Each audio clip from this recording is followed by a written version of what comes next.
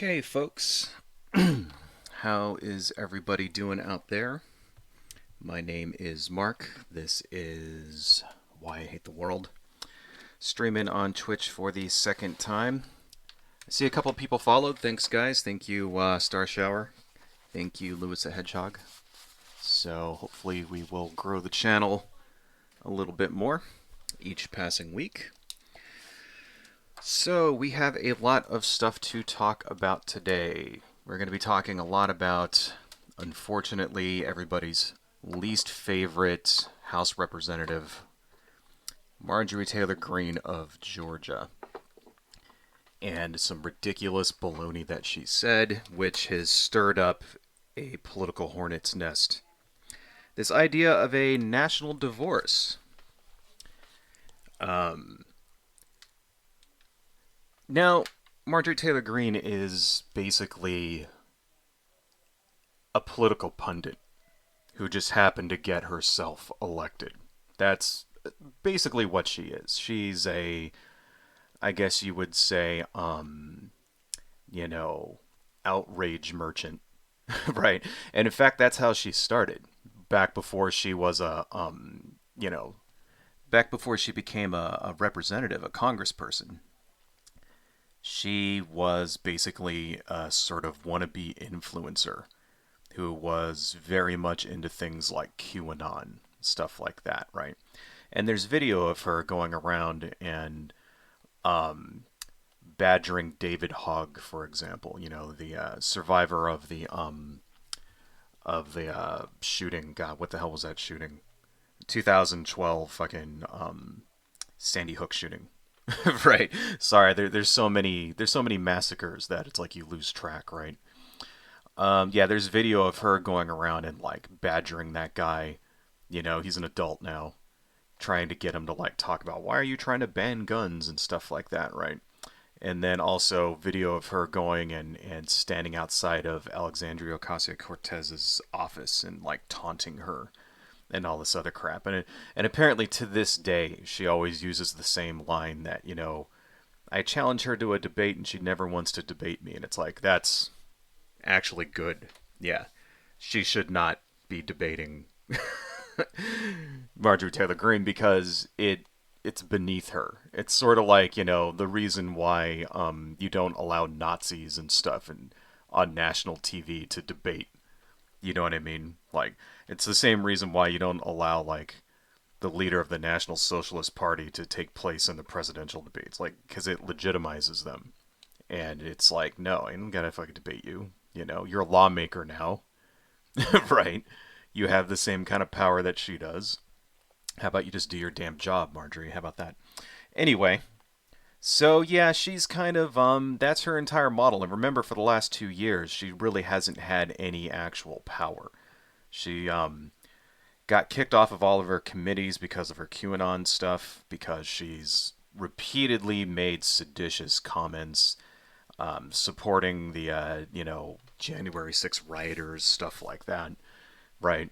So yeah, and it's only been very recently with the change in power in the House that she's actually been able to be on committees and to propose legislation and to actually have a say in laws that get crafted, which is bad news for all of us. This woman is actually going to be creating laws now. That's not good. Not good for us.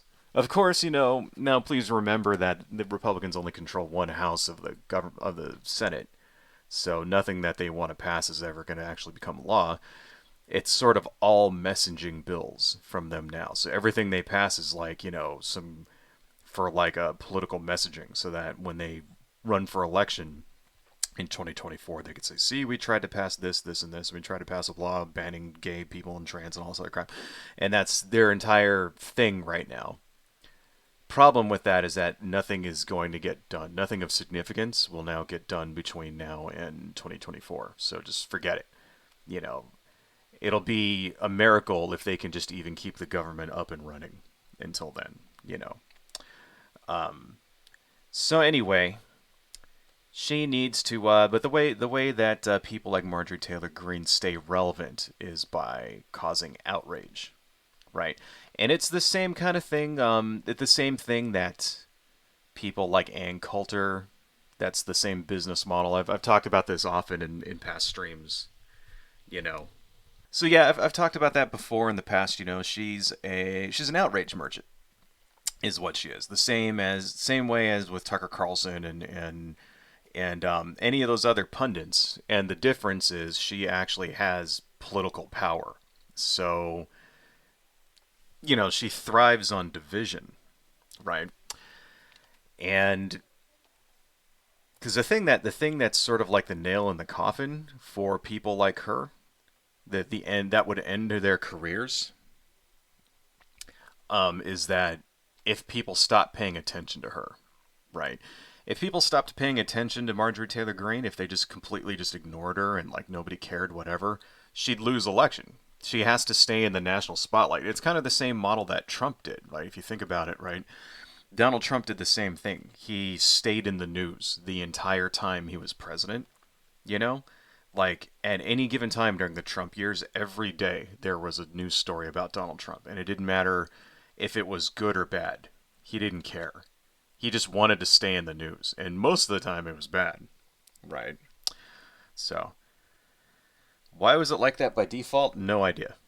No idea. It was also, it's also funny with Twitch. Like, it was also set to default so that it doesn't record the stream. So, like, the very first stream I didn't get recorded, and it's just lost now. It's like, oh goddamn. So yeah, there's a lot of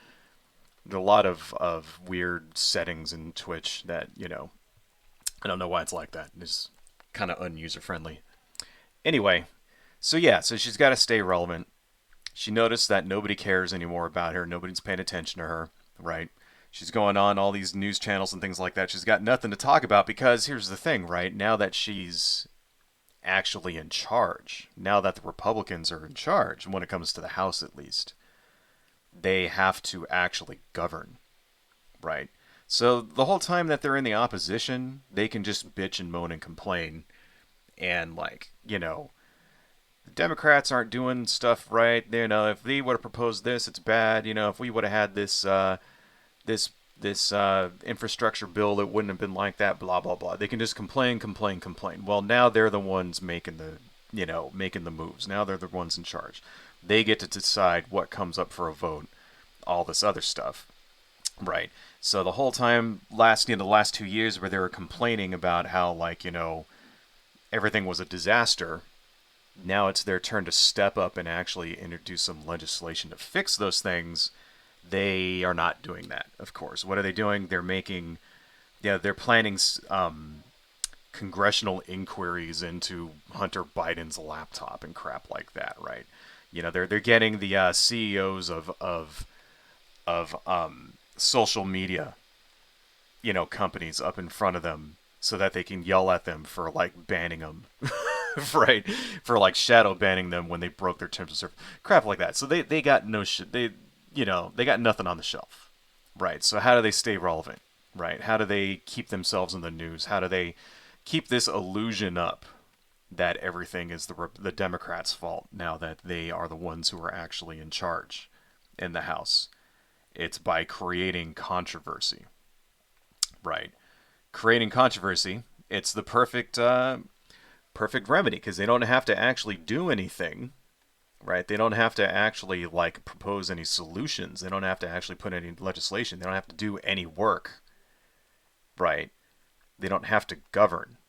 All they have to do is make people mad, and then it keeps them keeps them in their media bubble, right? Keeps them in the news cycle.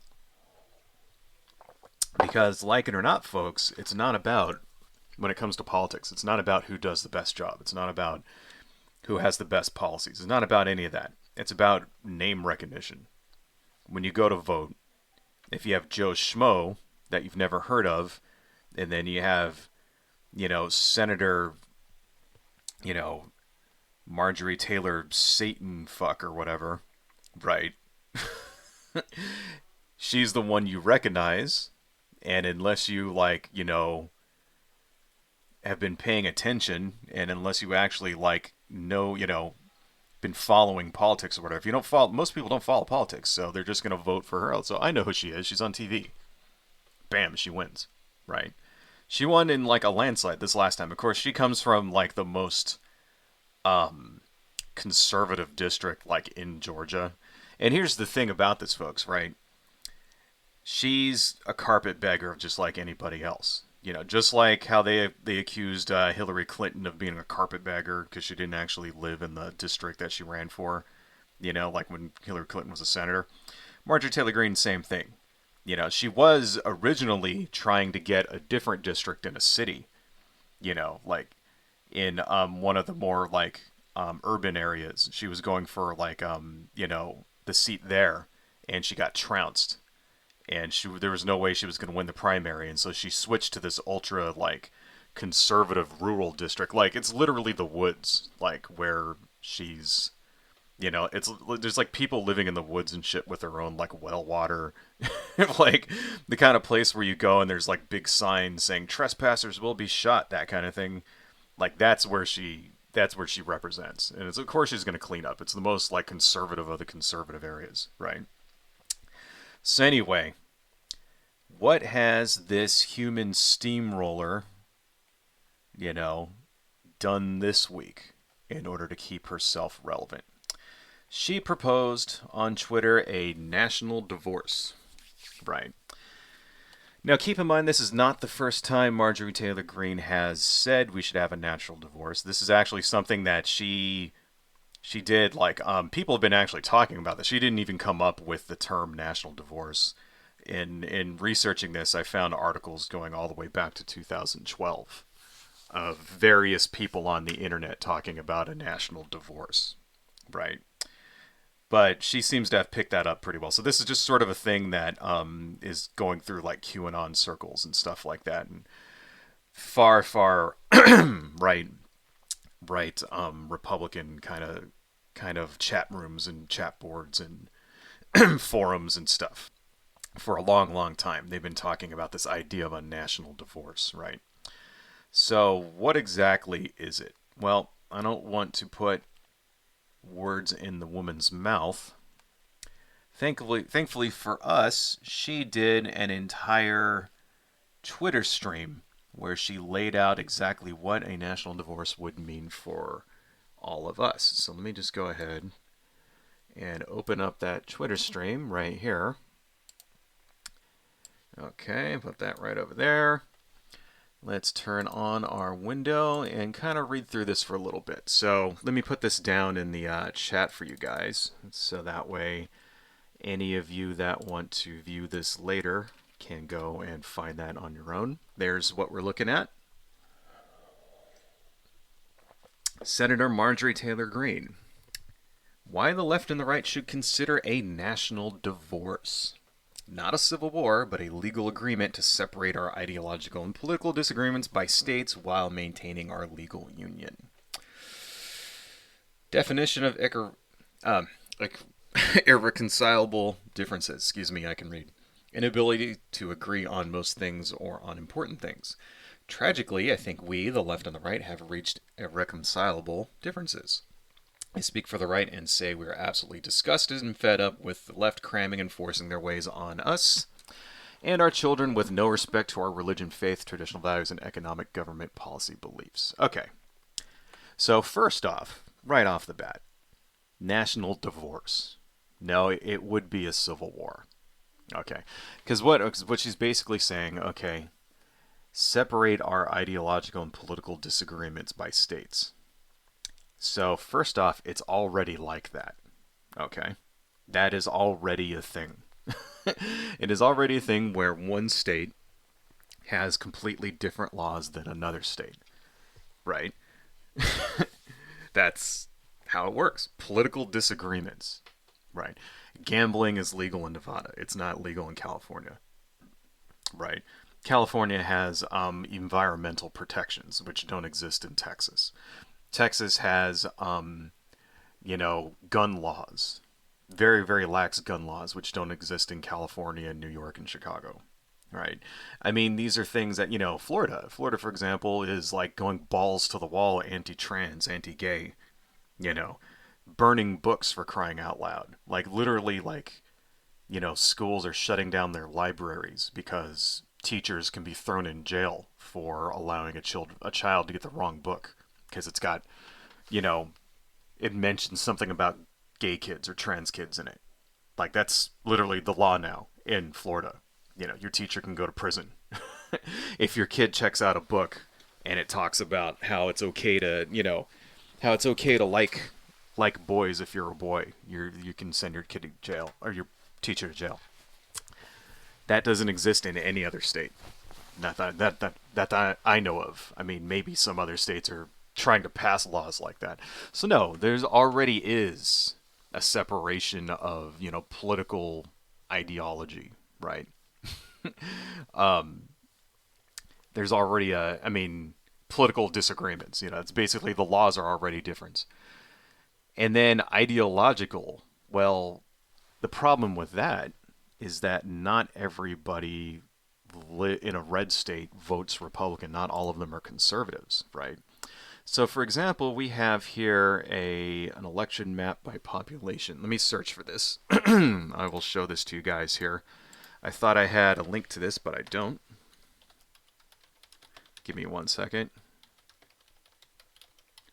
So this here, right, first off, this is the 2020 election map for president, right? Let's just add that over here. Why is that not? Come on, get in the goddamn... Are you fucking serious? Okay, hang on a second. It's not letting me... Sometimes I hate computers. Did I ever tell you this to you guys? There we go. Why the hell did it make me do that? All right. Sometimes I really hate computers. Anyway, so this is the 2020 election map, and you can kind of see it's separated by red state, blue state, right? Um, so we have here this map right here, right? This is an actually oh, fuck you, Washington Post. All right, Washington Post isn't going to let me do it, but I could just do Google images here, right? This map right here, actually, let's see if it'll let me, no, it won't let me open it, because Washington Post is fucking full of crap, right? But this is more accurate. If you can see this map, this is more accurate of what it actually looks like, right? Of what so versus like, because this is the states, because this we're going by the electoral college here, right? So you think, oh, all these people in all these states, it looks like there's more red states, but it really isn't. But if you go by, this is where the actual population of the country, right?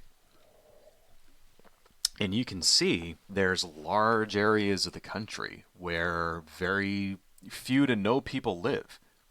Even out here in all of these red states, you see in a lot of blank space in between there, right? And if you look, well, where are all these big blue circles? Well, this is where, like, 70% of the population of the entire country lives, right? California, New York, Florida, Washington, right? Texas, right? But you notice in Texas, it's like there's very few of very large red circles, very few of those. This is more close to what it looks like. So it's like, but take Florida for example. Here's Florida, right? It's not just solid red. There's plenty of Democrats and liberals and progressives that live in Florida, right? Look at Texas. Texas is not all solid red. The large population centers are voting blue. Even California over here, okay, the large population centers vote blue, but throughout the rest of the state, pretty conservative. Let's not forget Ronald Reagan came from fucking California, the conservative Republican messiah, that everybody on the conservative side thinks was the best president ever. Here's a hint for you guys, he wasn't. He was a very shitty president. Looking back on the Reagan years, he was a very shitty president. He was a model for the Republican presidents to come after him. That's for sure. So no, it's not as easy. We can turn this off now. It's not as easy as just red versus blue, right? Like that. let's go back to her. Let's see, is it this one? Okay, or was it that one? Oh, I had both of those open. All right. So let's keep that map open. We'll keep that for future use. But anyway, I just like the arrogance dripping off of this woman. I'll speak for the right and say it's like, oh well, who the hell like died and made you God? Who the hell appointed you for this shit, right? Anyway, with the left cramming and forcing their ways on us and our children with no respect to our religion, faith, traditional values, and economic government policy beliefs. Here's the thing: the left cramming their ways on us, right? This is that sentence is fundamentally anti-democratic. Democratic with a large D, as in democracy, because the way this country is supposed to work is that when you propose a law, people vote on the law, and if more people vote for it, then the law passes. So why is she referring to this anyway, right? Well, there's this phenomenon over the last decade or so, probably even before that, where people are leaving blue states and moving to red states, moving to places in like Texas and Georgia, for example. Georgia was solidly red for many, many years. And you notice in this last election, last election voted for Biden. It voted for two blue senators, right? So Georgia is now firmly in the blue camp, at least for now. Who knows? Maybe the next election it might switch back, right? If anything, Georgia is a battleground state where it didn't used to be. Texas is slowly turning into a battleground state. You saw that map.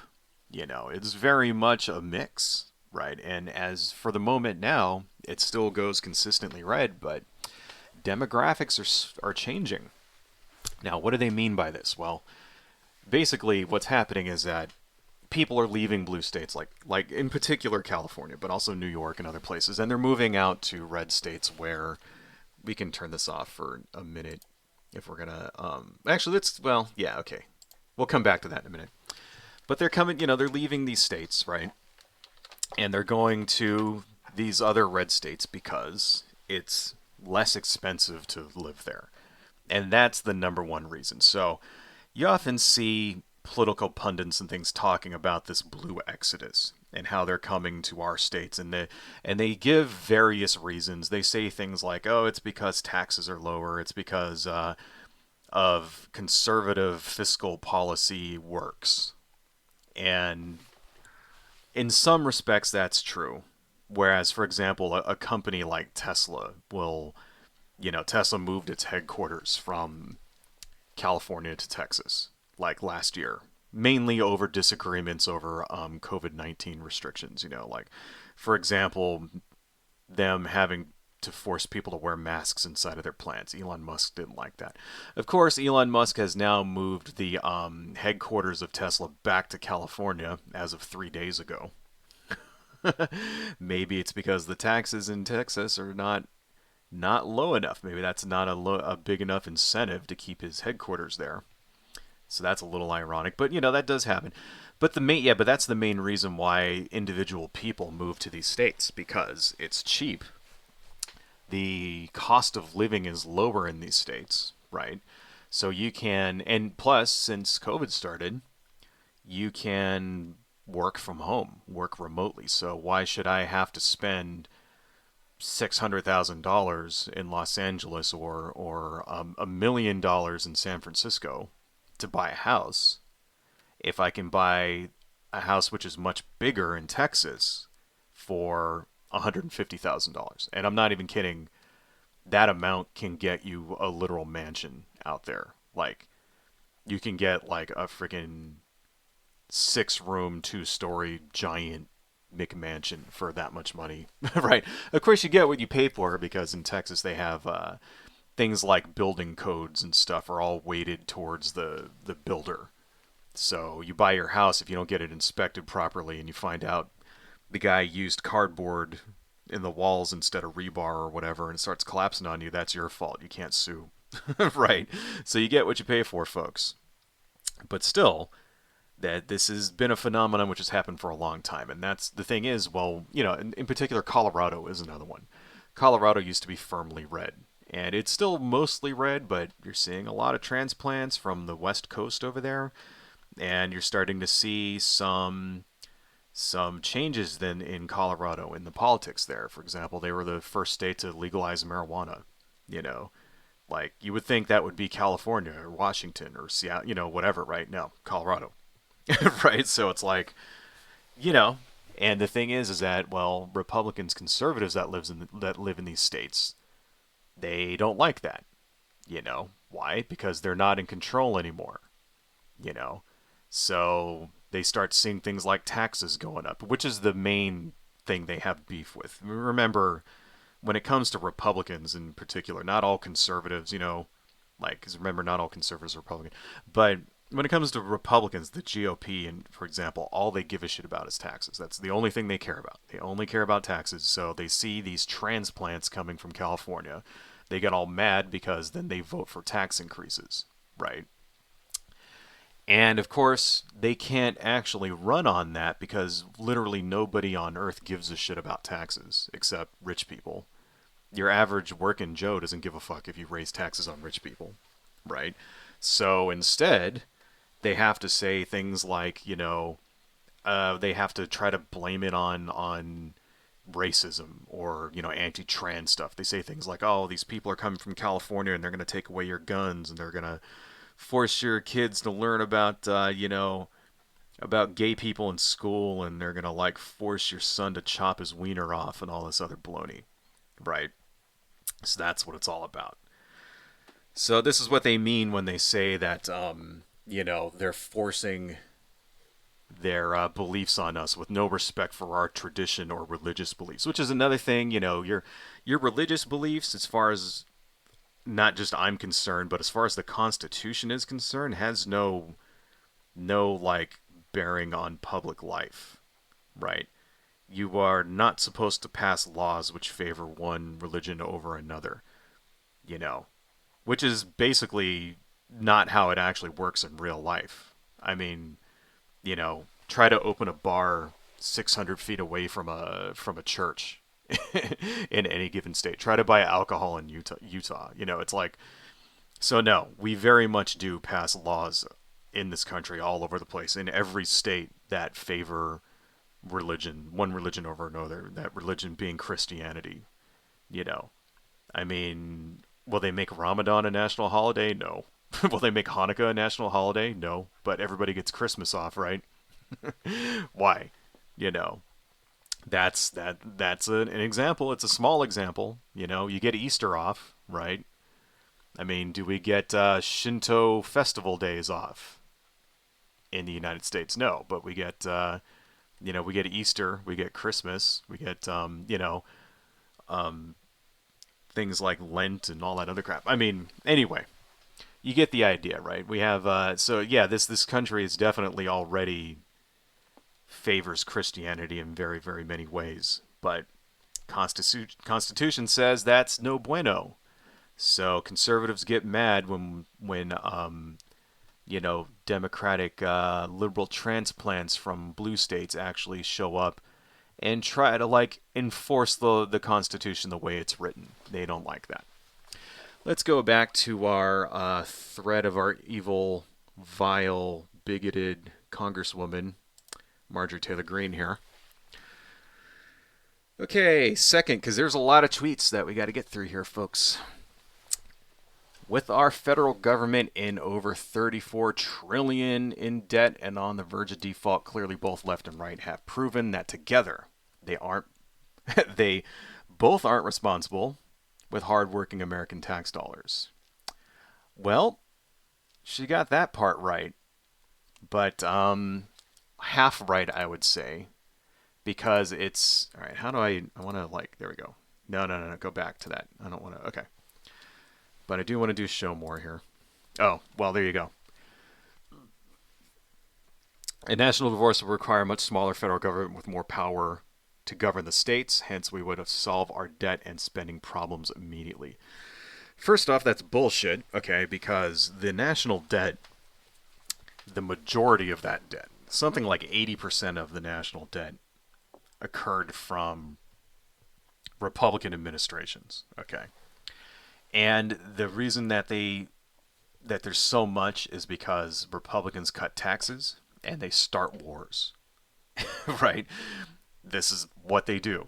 Every time we have a Republican president, they cut taxes and they do some kind of war, whether it's a police actions, whether it's military spending goes through the goddamn roof when Republicans are in charge. It happened during Ronald Reagan, Bush the first, right? Did the Iraq War. Did he raise taxes to pay for the Iraq War? No, because you're supposed to raise taxes when there's a war. I mean, look at World War II. Taxes went up to, for the top 1%, taxes were at 90% during World War II. All right. And it stayed like that all throughout the 1950s, right? And 1960s, right? It was like, you know, that meant that if you were in that top tier, you could make however much you could up until that top tier. And then the top tier, every dollar you made, the government took 90 cents of that. Now, is that excessive? Do we need it to be that high? Maybe, maybe not. But that was the fact is that it was. And during those years, that was the most prosperous years in this country's history. That's when the middle class was like solidified. That's when, you know, we became like a world power, not just militarily, but economically as well, right? So, how did, a 90% tax bracket didn't seem to stand in the way of those things, didn't seem to stand in the way of economic prosperity for everybody, right? So, I don't know. I mean, just if history is anything to go by, right? But then you go to, then you get into Bush, and then Bush Jr., giant tax cut. Then he starts two wars at the same time with no way to pay for that tax cut. So, remember in the 1990s, right? In 2000, the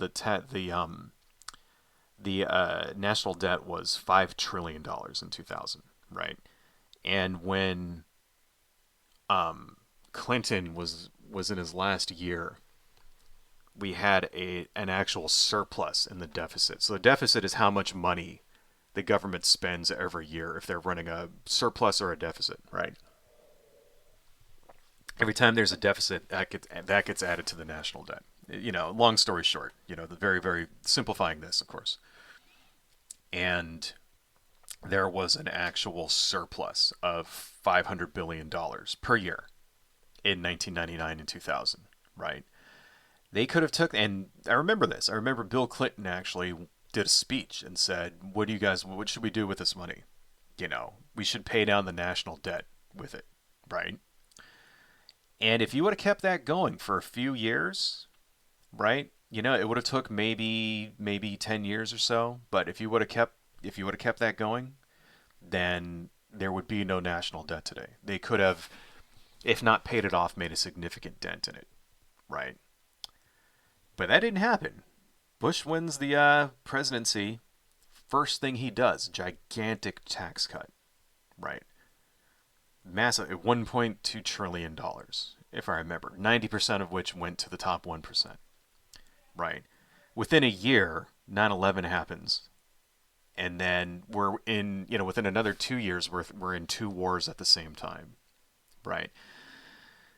Which has also cost us who knows how many trillions of dollars those two wars ran. Did he reverse his tax cut to pay for the wars? No. No, he just spent, spent, spent, spent.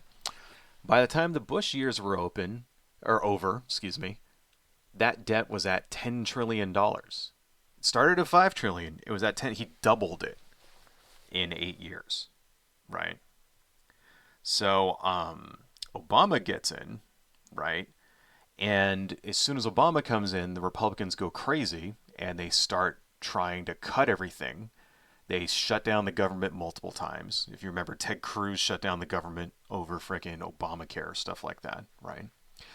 They continuously use the threat of government shutdowns in order to basically get what they wanted, which was making the Bush tax cuts permanent, right? And then also, cutting domestic spending, stuff like that, right? But still, By the time, Obama gets out of office, right? The deficit, remember when Obama came in, there was that massively giant frickin' meltdown in the housing sector, and they had to spend a shitload of money in order to bail the economy out, right? But by the time he left, the deficit was way, way down. And yes, he increased the debt by roughly, I think it was somewhere around, where was it? It was like 17 trillion by the time he left, right? Now keep in mind he had to pay a lot of money in order to basically bail out all the banks, right? Still had two wars going at the same time, right? So there was all this other stuff like all of the screw ups from the Bush administration, right? The fucking financial meltdown, right? Where companies were like, buying like loans that they knew were not secure and then using credit default swaps to like pass off bad investments and then bribing like, the S&P 500 to like give them a AAA rating. Like, you remember when all that shit was happening? This all happens during the Bush years. Obama has to clean all that up, has to spend money to do all that, right? But by the time Obama leaves, the deficit was way, way down, right? It was still a positive, but it was down by something like $500 billion, right? Then Trump becomes elected in 4 years, right? I think maybe it was around 20 trillion. It was something like that. It was like not that much. I mean, it was about, yeah, like between 7 to 10 trillion in increase, right? Trump becomes president, cuts taxes again, right? Spends like a drunken sailor. And if you look, like something like, I mean, a very, very large percent, it was something like 40% of the debt we have was occurred within the last 4 years during the Trump years. The debt went up like crazy during Donald Trump. So here's the thing, it's like, no, no, okay. Yeah, both sides spend money. Sometimes you got to spend money, right? But in real life, it's the Republican Party, it's the GOP. They use government spending as a tool. They don't actually care about fiscal responsibility or whatever. They don't give a shit about that, right? The Republican Party, remember, they want the government to run bad. They want things to be crappy, right? They want the government to collapse. They really do. They want it to collapse so that they can rewrite everything, right? If the government, that's their ultimate end goal, I believe so at least. I think that's my speculation here. My speculation is that the Republican Party wants to basically make the federal government collapse, right? Because think about it, if the federal government collapses, right, and they have to reform the government, all the debt just goes away because now it's a new government. We don't have to owe that to anything, right?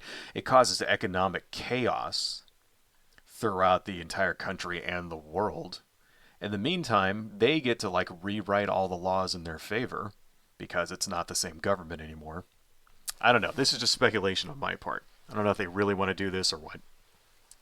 So no, when it comes to, you know, tax dollars and fiscal responsibility and all and spending and all that, it's like no, it's not even a comparison. The Republicans are way, way, way worse when it comes to this, right? Secondly, this part right here, a national divorce would require a much smaller federal government with more power given it bullshit. First off, how do that's complete and total bullshit, right?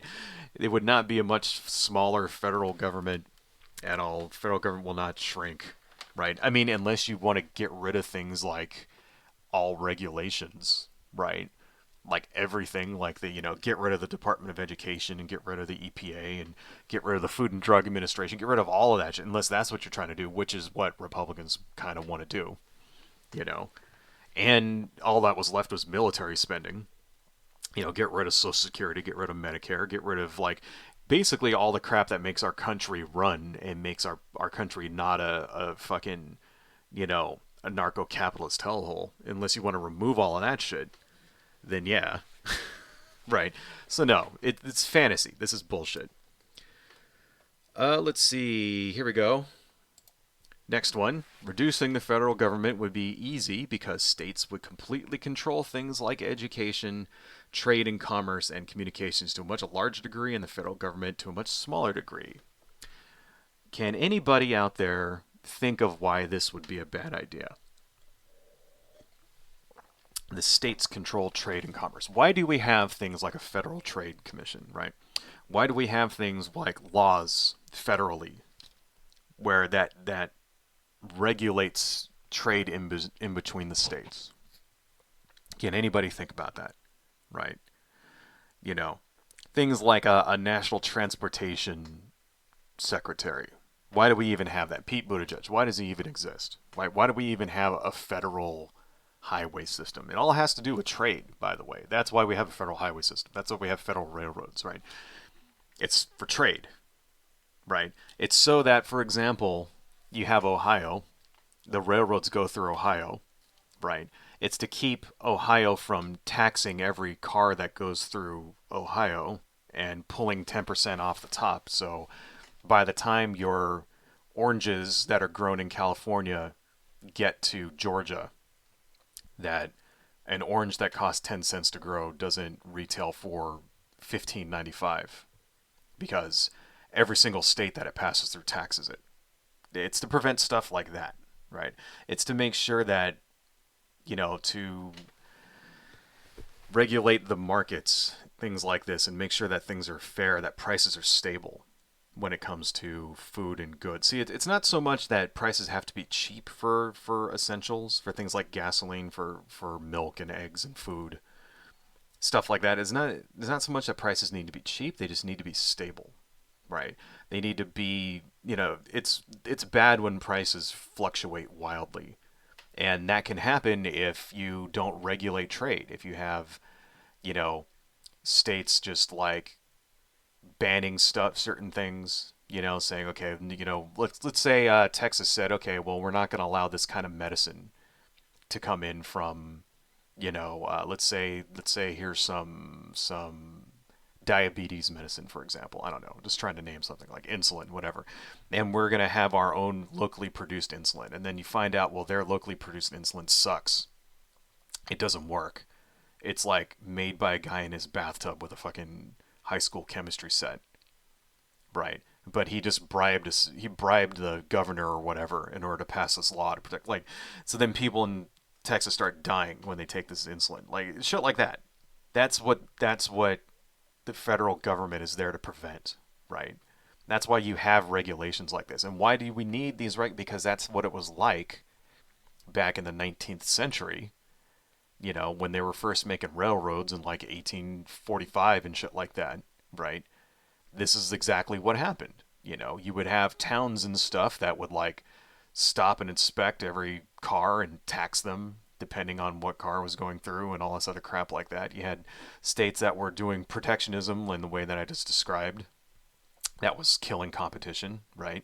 You had things like, when you talk about medicine, way back then you had like these carpetbagger kind of like, you know, snake oil salesmen driving around with mystery tonics that didn't do anything and had stuff like arsenic and mercury in it. People drinking shit thinking that it's going to cure their blindness and it like fucking kills them, right? This is what it was like back then. You had food and drug, like, you ever read The Jungle by Upton St. Clair? I mean, yeah, maybe that might be exaggerated. It's talking about how like rats and rusty nails and stuff are being ground up into beef, that kind of thing. Maybe that's exaggerated, but that kind of there's just some truth to that. Truth of people like losing fingers and stuff when they're like working, and like people working 17 hours a day falling into the freaking hoppers and getting ground up into freaking burgers, stuff like that, and like sweeping like dirt and mice and like rat hairs and rodent turds and stuff into the meat, and then they would pump it full of like chemicals when it was like obviously rotten, and just sell it and say it was grade A. Like during the Spanish American War, apparently more soldiers died from bad food than from actual enemy bullets. Why? Because we didn't have food and drug administrators. So all this stuff. And then education. Do you really truly want it so that there's no laws about education? Like, there's no minimum standard that they have to obey. Like, because the first reason why they want to get rid of educational standards is so that they can teach creationism. That's what they really want to do, right? Well, first off, they want to get rid of all the gay people and all the trans people in education, right? So that they can indoctrinate children into hating gay people and trans people, right?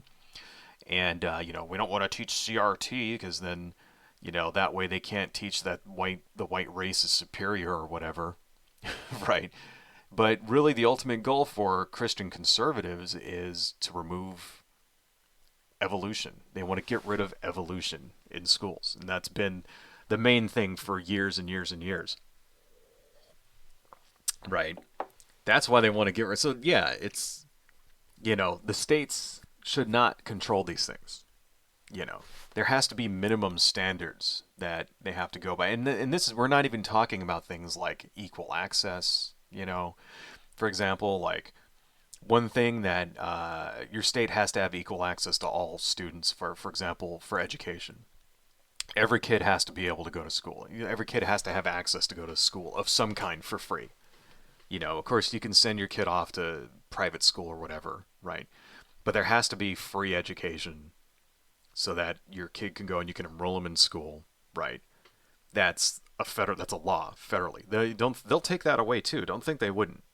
They would take that away in a nanosecond, you know, and make it so that all schools are private education. And if you can't afford it, too bad. Your kid doesn't go to school. And then there's also laws being passed in red states like Louisiana, for example, where they're trying to bring back child labor. You know, what was it? I just saw one recently. Was it Louisiana? There was one of those states out there in the deep south where they wanted to make it so that teenagers could work in like dangerous industries like coal mining and like meat packing plants and stuff. They wanted to make it so that like kids as young as 14 could go do that. So it's like, yeah, kid doesn't have to go to school. Just make him go work in the goddamn coal mines. This is what they want. They want to return it back to how it was basically during the Gilded Age, during the 1880s and the 1890s, when corporations and companies basically ran everything, had all the money in the world, and there was no regulation, and you had children working in coal mines and in factories, right, instead of going to school. And it was like a-okay to like force like your secretary to give you a oral sex under your desk, and if she didn't like it, you fire her. And then if somebody like got hurt out on the factory floor because you didn't have sufficient safety regulations, then too bad, fire his ass, right?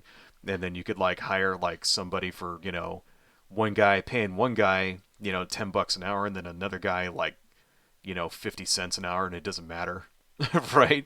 There's just no nothing like that, like no worker protections at all whatsoever, and that way you can just get obscenely rich, and if you don't like it, you're fired. Like that's what they want. They want to return it back to that. And then also you could beat up gay people and not hire people if they're not the right skin color. They want to return it back to that, right? And then also everybody would be Christian too. It's exactly what it is. So anyway, let's move on to the next one here. Okay, this thread. We would immediately alleviate the need for departments like the Department of Education. I think we talked enough about that. Education would look different all over the country. States would have full control of their public education. In red states, there would be varying degrees of more traditional public education, charter schools, homeschooling, technical training, and college and universities. Red states will likely ban all gender lies and confusing theories, drag queen story times, and LGBTQ, indoctrinating teachers. And China's money and influence in our education, while blue states could have government-controlled gender transition schools. It's funny how she can't, like, even when she's trying to give she's trying to give the positives of what she proposes, she can't do it without adding a little bit of bigotry in there, She can't, she can't even hide behind the mask for half a second. And I guess that's the one good thing about Marjorie Taylor Greene is that at least you know who she is. She's not like that sort of like her bigotry, her racism is not like say Ted Cruz's racism, where he always sort of gives himself plausible deniability, and uses weasel words and dog whistles and shit. Like Marjorie Taylor Greene just straight out says that, yeah, we want to do it because we want to like get rid of the gay people. It's ridiculous. Because, all right, first off, let's just take this part right here. Education would look different all over the country. That is not a good thing. It's wrong to have, you know, you need to have some sort of uniform standard, right? You can't have one state like just having like kids in a, in a thing where they just sit around and watch movies all day and do crossword puzzles, and then another state where kids are like actually getting a proper education and learning stuff and doing like science experiments and crap like that. You can't, you can't have that. It has to be some. There should be some expectation of quality.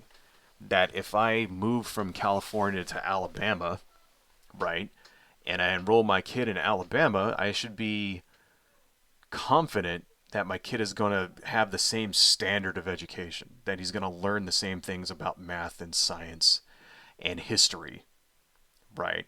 And social studies and stuff like that. He's going to learn all of those same things to the same standard that he would in my other liberal state where they actually teach that stuff, right?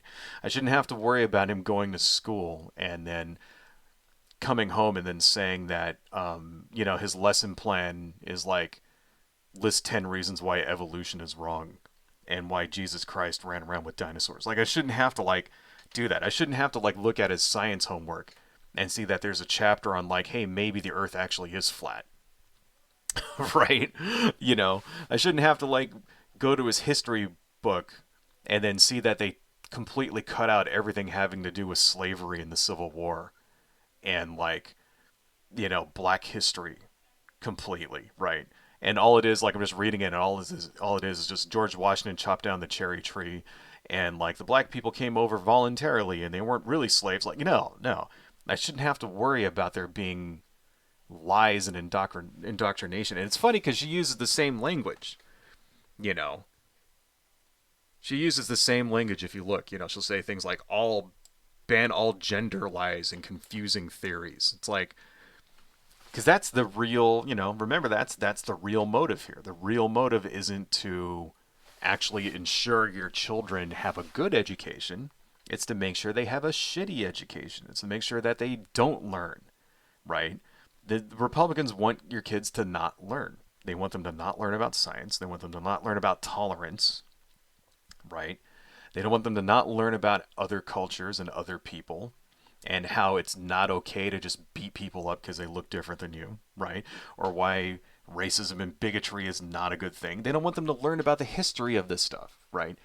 The history of, the history of the United States is intertwined with elitism and racism and bigotry and genocide, right?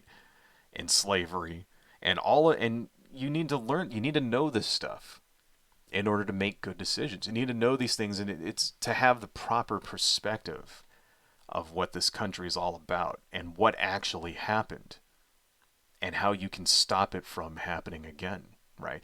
If you don't know that it was illegal to be gay, for example, like if you didn't know that in the 1970s in New York, a cop could arrest you for wearing the wrong clothing, for wearing the 3 articles of clothing that they deemed to be of the wrong gender. You could get arrested for that. If you didn't know that, then when you see the same thing happening again, you wouldn't think anything. This is not bad. This is what it's supposed to be. Men should wear men's clothes and women should wear women's clothes. Like, if you didn't know that we had a history of literal, human chattel slavery and all of the really bad things that came from slavery. You know where the word motherfucker comes from, right? Do you know where that word comes from? It comes from slavery. It comes from they would go to breed the slaves because the British banned import of slave ships, and they went basically down, and then eventually, yeah, like because they were like trying to shut down the slave trade, right? And then the United States Congress banned the import of slaves, right? So they already had slaves. So what did they do? They bred the slaves, and because they couldn't import any new ones. So what would they do, right? They would take women when it came time to breed their slaves, and they would basically put like bags over her head, and then the man would come and they put a bag over his head, and they would make him do their thing. And the thing is, you wouldn't even know who it was you were doing it with. That was the idea. And you didn't know if you were having sex with your, if you're a slave, if you're having sex with your mother or your sister or your cousin or your grandmother. You had no idea. That was the whole point, and that's where that word comes from, right? It's, yeah, you know, if you didn't know this stuff, it puts it in perspective for you, right? It makes it all the much more important that the progress that we've made as a nation since those days, right? Republicans don't want to teach these things to children because they want to basically, you know, they see it as anti-American. That's the official explanation. It's anti-American, blah blah blah blah. It's not anti-American to learn the bad things that happen in your country, right? You learn about the bad stuff in order to prevent the bad stuff from happening again.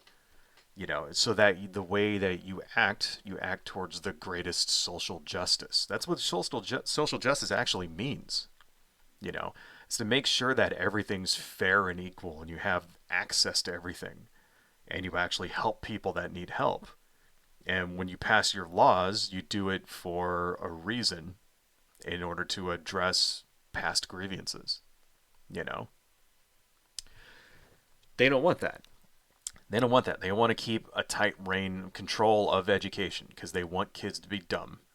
Because stupid kids, right, will go along with their BS.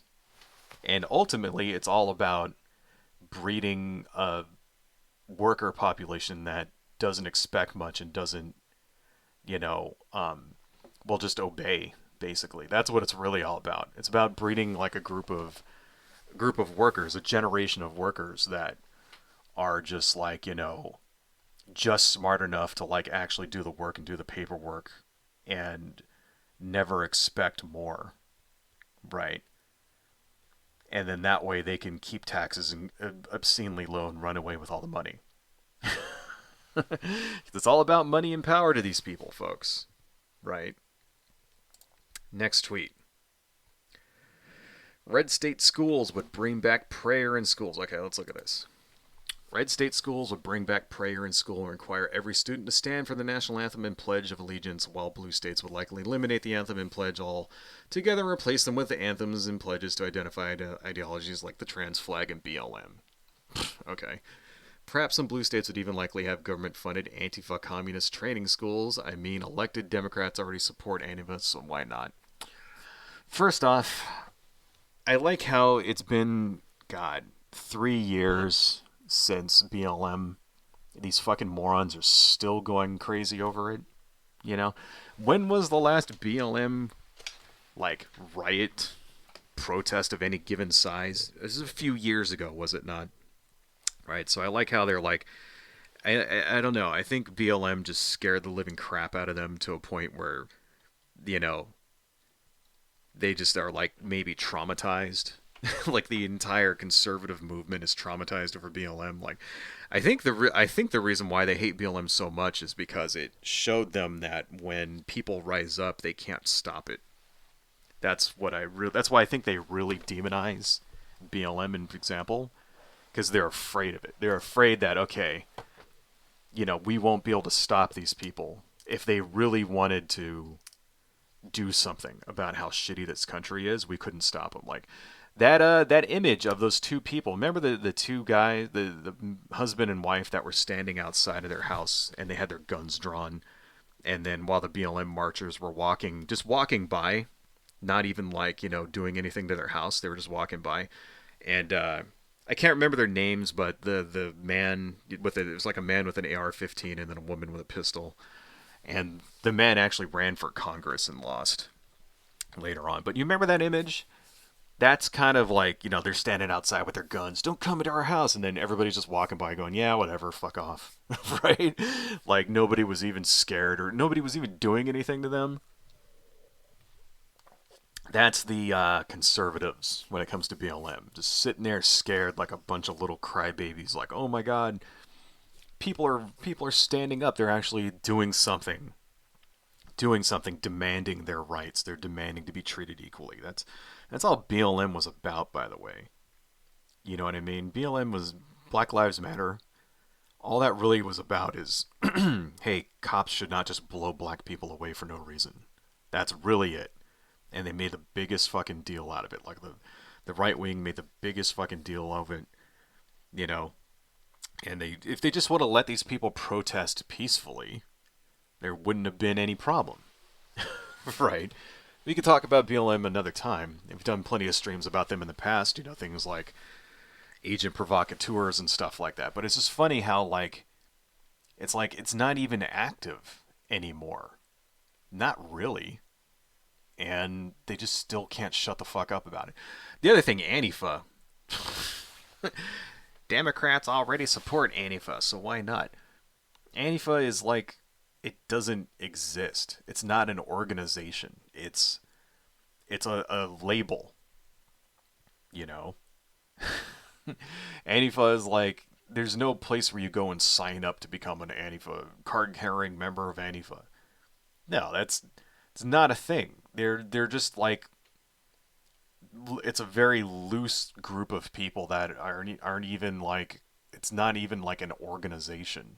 Like, and I just love how they just demonize Antifa. Like, if you think about it, what exactly is Antifa? They're anti-fascists. Why do they hate anti-fascists so much? Because they actually fought back. They weren't afraid to actually show up and brawl. And, because really, folks, the whole violence against protesters, against left-wing protesters, right? People like the Proud Boys and stuff like that, that would go out and like beat up protesters, like that is not a new phenomenon. That is another thing that's been happening in the country for years and years and years. Go back and look at the Civil Rights March in the 1950s and 60s, right? The anti civil rights protesters, the people out there holding signs that with like racial slurs on them and caricatures of Martin Luther King, stuff like that. Those guys would get violent all the time, like constantly, you know. That was definitely a thing that happened all throughout the South. They would, anti-protesters would show up, start trying to beat up marchers, things like that, right? Um, the state would do things like they would put black people on buses and just send them out of state, the whole thing what we have now, where fucking Greg Abbott and the asshole in Florida, Ron DeSantis, how they're taking illegal immigrants, they're putting them on buses and sending them to Martha's Vineyard. That's not a new thing either. That's a thing that they've been doing that for years. They used to take black people in the South, and they would lie to them and say, "Hey, there's a job for you in Vermont," and they go, "Okay," and they'd give them $50, put them on a bus, and drop them off in a town in the middle of Vermont, and there'd be no job for them. And that was a thing that they used to do all the time, right? Those types of like underhanded scumbag, like dirty sort of tricks, right? The cops, and here's the thing, back then in the South, it's like the police were on the anti-protester side. They were on the freaking, the racist side. And they would use attack dogs and like fire hoses and stuff on people, so that's not a new thing at all. And then even up through the 70s, there's a very famous example of a civil rights march in like 1980, I think, where a bunch of KKK people showed up and just started shooting people in the crowd, and nobody got arrested for that. I actually remember talking about that once in a video. I can't remember the details, but ultimately nobody went to jail for it, because all of the, like, there was like a trial, but all of the people in the jury were like all white. And they like basically let them all off. Like, so no, that's violence against like left wing protesters, against left wing activists. right, has very much been a thing for a very long time. And so the black bloc is what they call these people. Like Antifa, like basically they used to call them black bloc guys. And the first time I remember hearing about the black bloc is when they came out during the um, protests in 2000 for the God, what were they called? There were these world economic something or other protests, right? NWO protests in Seattle, and that was the first time I ever remember seeing these guys. And they were like anarchists and stuff like that, and they would like smash windows and that kind of thing, right? And that's sort of like the precursor to Antifa, you know. And the thing about Antifa is that they're not there to protest the government. They're not there to protect the government. That's why they weren't there at January 6th. They didn't show up at January 6th to beat up everybody, right? Because they're not there to protect the government. They're there to protect people, right? So they're there to fight fascism. They're there. So if the Proud Boys show up, that's where the Antifa people come to oppose them. They're not opposing the police. They're not opposing, they're opposing fascist groups. They're there to protect normal, ordinary people, right?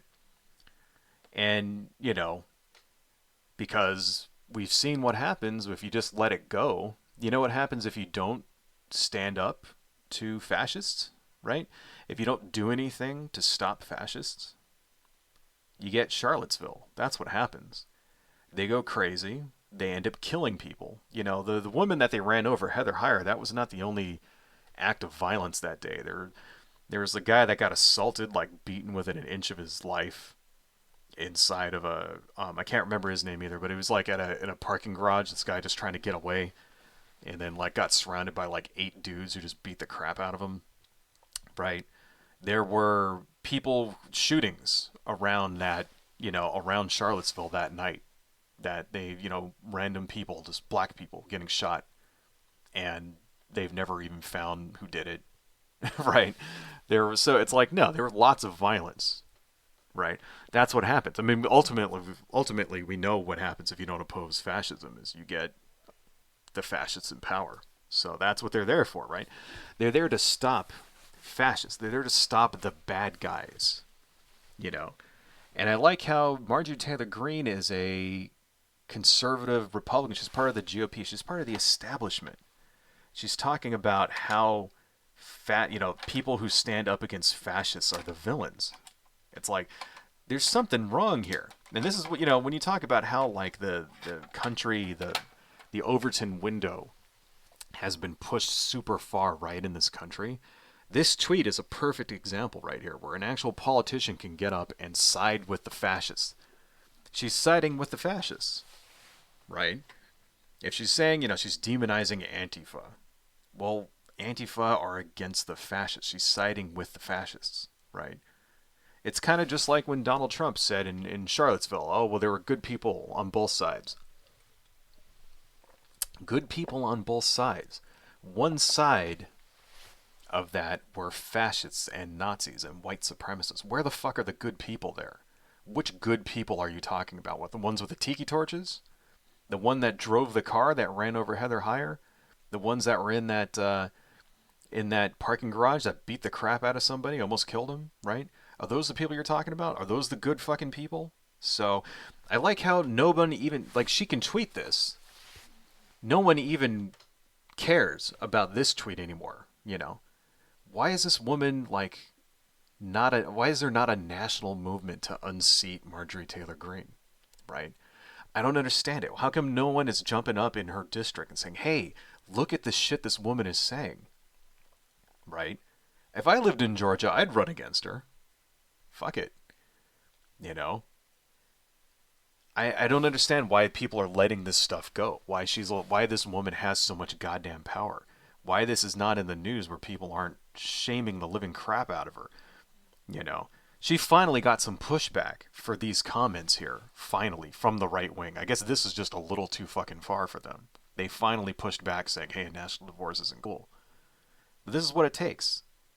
All right? This woman is a traitor. This woman is a fucking fascist traitor. She's, like I said, at least she's not hiding. At least she's mask off. We know exactly who she is. Right. Vile fucking. But there's more. We can't stop yet. I know there hasn't been a lot of art in this politics and art stream, but this stuff is important, right? Okay, and then also a little bit more on this prayer in schools, right? Prayer in school is illegal. Okay, it is the First Amendment of the fucking Constitution says prayer in schools are illegal. You're not allowed to pray in a school. Why are you not allowed to pray in a school? This is the thing that conservatives and Republicans just do not get. Okay. Because if your school allows prayer, then it's endorsing a religion. Why is your school not allowed to endorse a religion? Right? Because the Constitution says you're not allowed to endorse a religion, right? Because religion and government are not to be mixed. The reason why is because our founding fathers came from a world where religion and government very well were mixed, where you could go to jail for not believing in the right religion, right? That's what it was like in Europe, you know, during the Middle Ages, during the Renaissance, during the period when the United States was formed, right? You could go to prison if you didn't believe the right thing. You could have all of your, you could be excommunicated or whatever, right? Excuse me, I spilled something. Give me a second.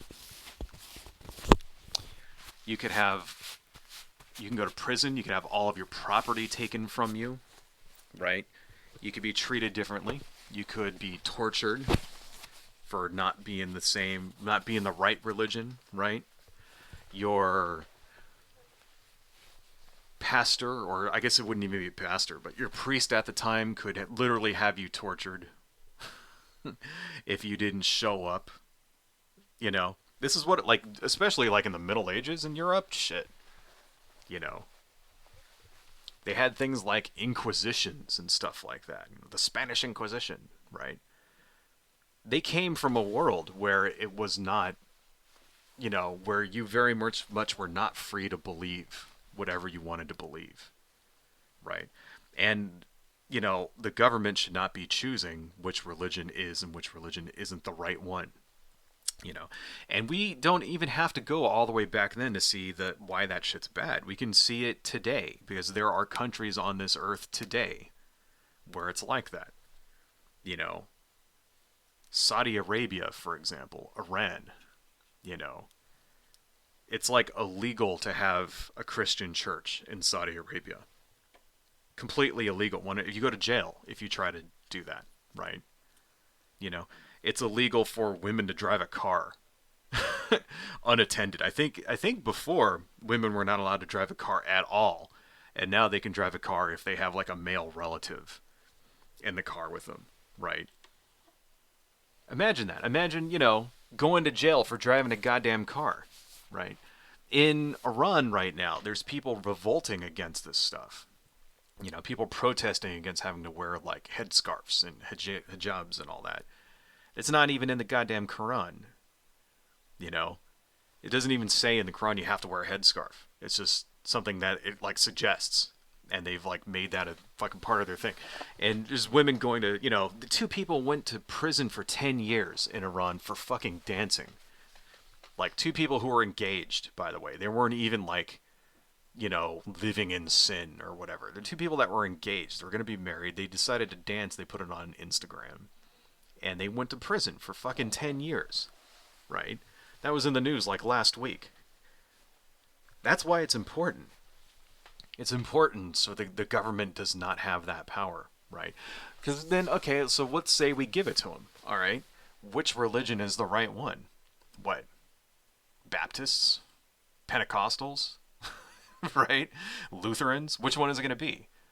Well, you're all Christians, right? Well, no, you're the wrong kind of Christian.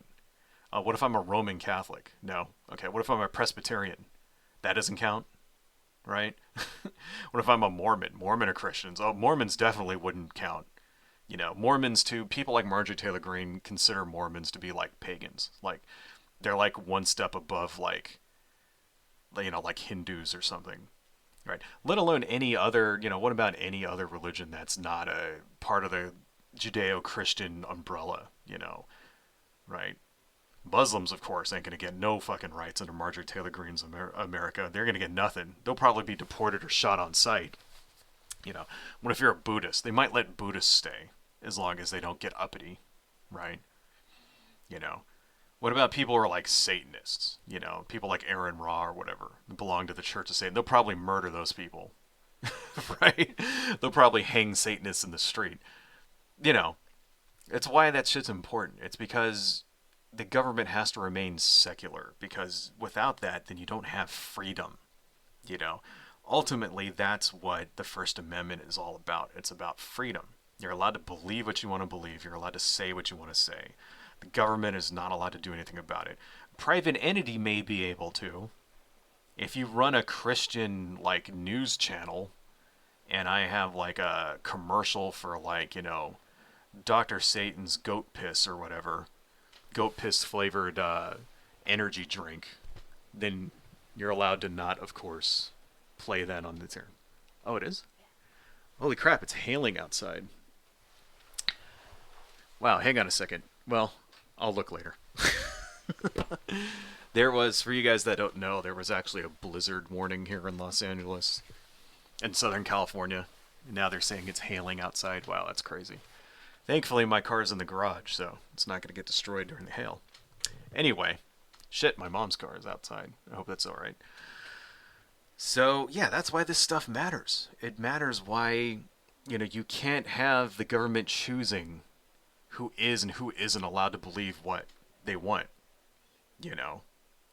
Because it all roads down that path lead to a theocratic hellhole. It leads to Saudi Arabia. It leads to Iran. It leads to a country where people are being beheaded for witchcraft and shit like that.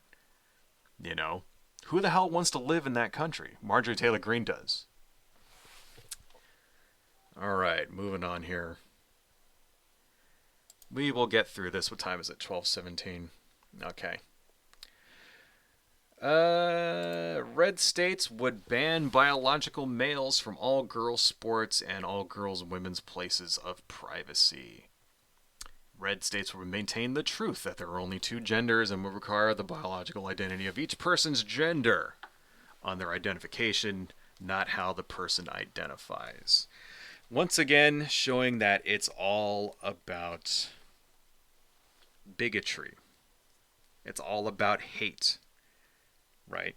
What would this actually change? Okay, let's listen. Let's read the last part. If you choose to identify differently, you can, but if you want to get it on legal record, you'll need to move to a blue state in order to be legally free to lie to yourself and others about your identity. What does this change at all? Right? First off, the trans girls in women's sports thing is like such a non-issue that it's not even funny.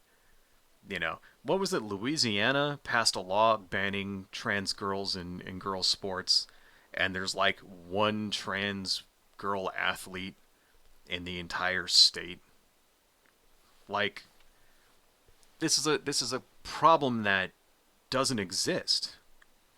It's a problem, and you only hear about this kind of thing. They only make a big stink out of it when a trans girl actually wins, like a trans girl who's a wrestler or something wins the championship.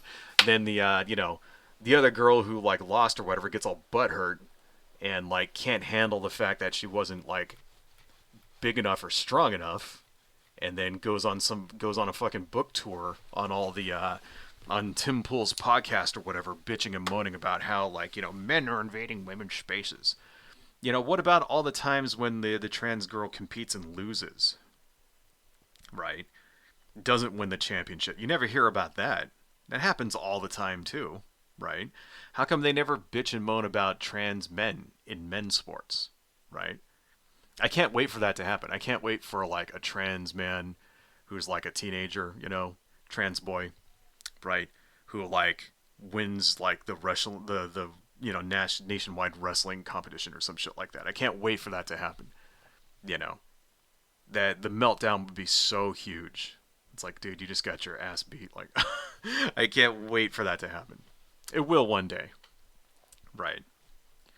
But still, it's like, no, they only complain. It's a bullshit like issue that has no bearing on anything, and no one is actually harmed. And that's how sports are in the first place. It's like no one can, I mean, how many times are we gonna fucking talk about this, right? Like, no one bitches and moans when, like, when, say, for example, fucking Mike Tyson whips ass and, like, completely dominates, like, boxing. Why does Mike Tyson win? Why was he like the champion for like 5 years or whatever? Why was he such a good boxer? He is. If you ever watch those old videos of Mike Tyson, like, the guy was a fucking animal. Guy was like, guy could fuck shit up. Why was he such a good boxer? Because he was big, right? Big and strong and trained super fucking hard, right? And some people will never be good boxers. Me, for example. If I trained super hard for the rest of my life, worked out every fucking day, I still would never beat Mike Tyson in his prime. It would never happen. You know why? Because he's like taller than. Well, actually, Mike Tyson wasn't that tall.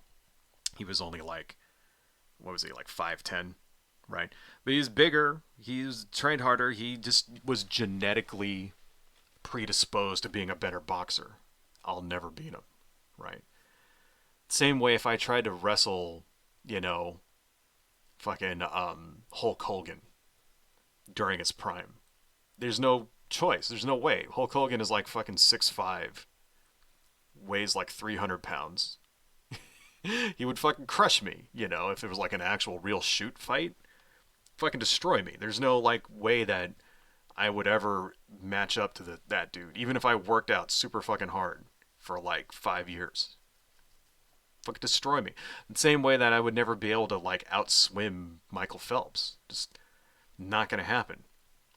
And it's because that's how sports work. Because some people are more just genetically predisposed to winning at certain sports. I bet if you took Michael Phelps and you had him fight Mike Tyson would fuck Michael Phelps up, right?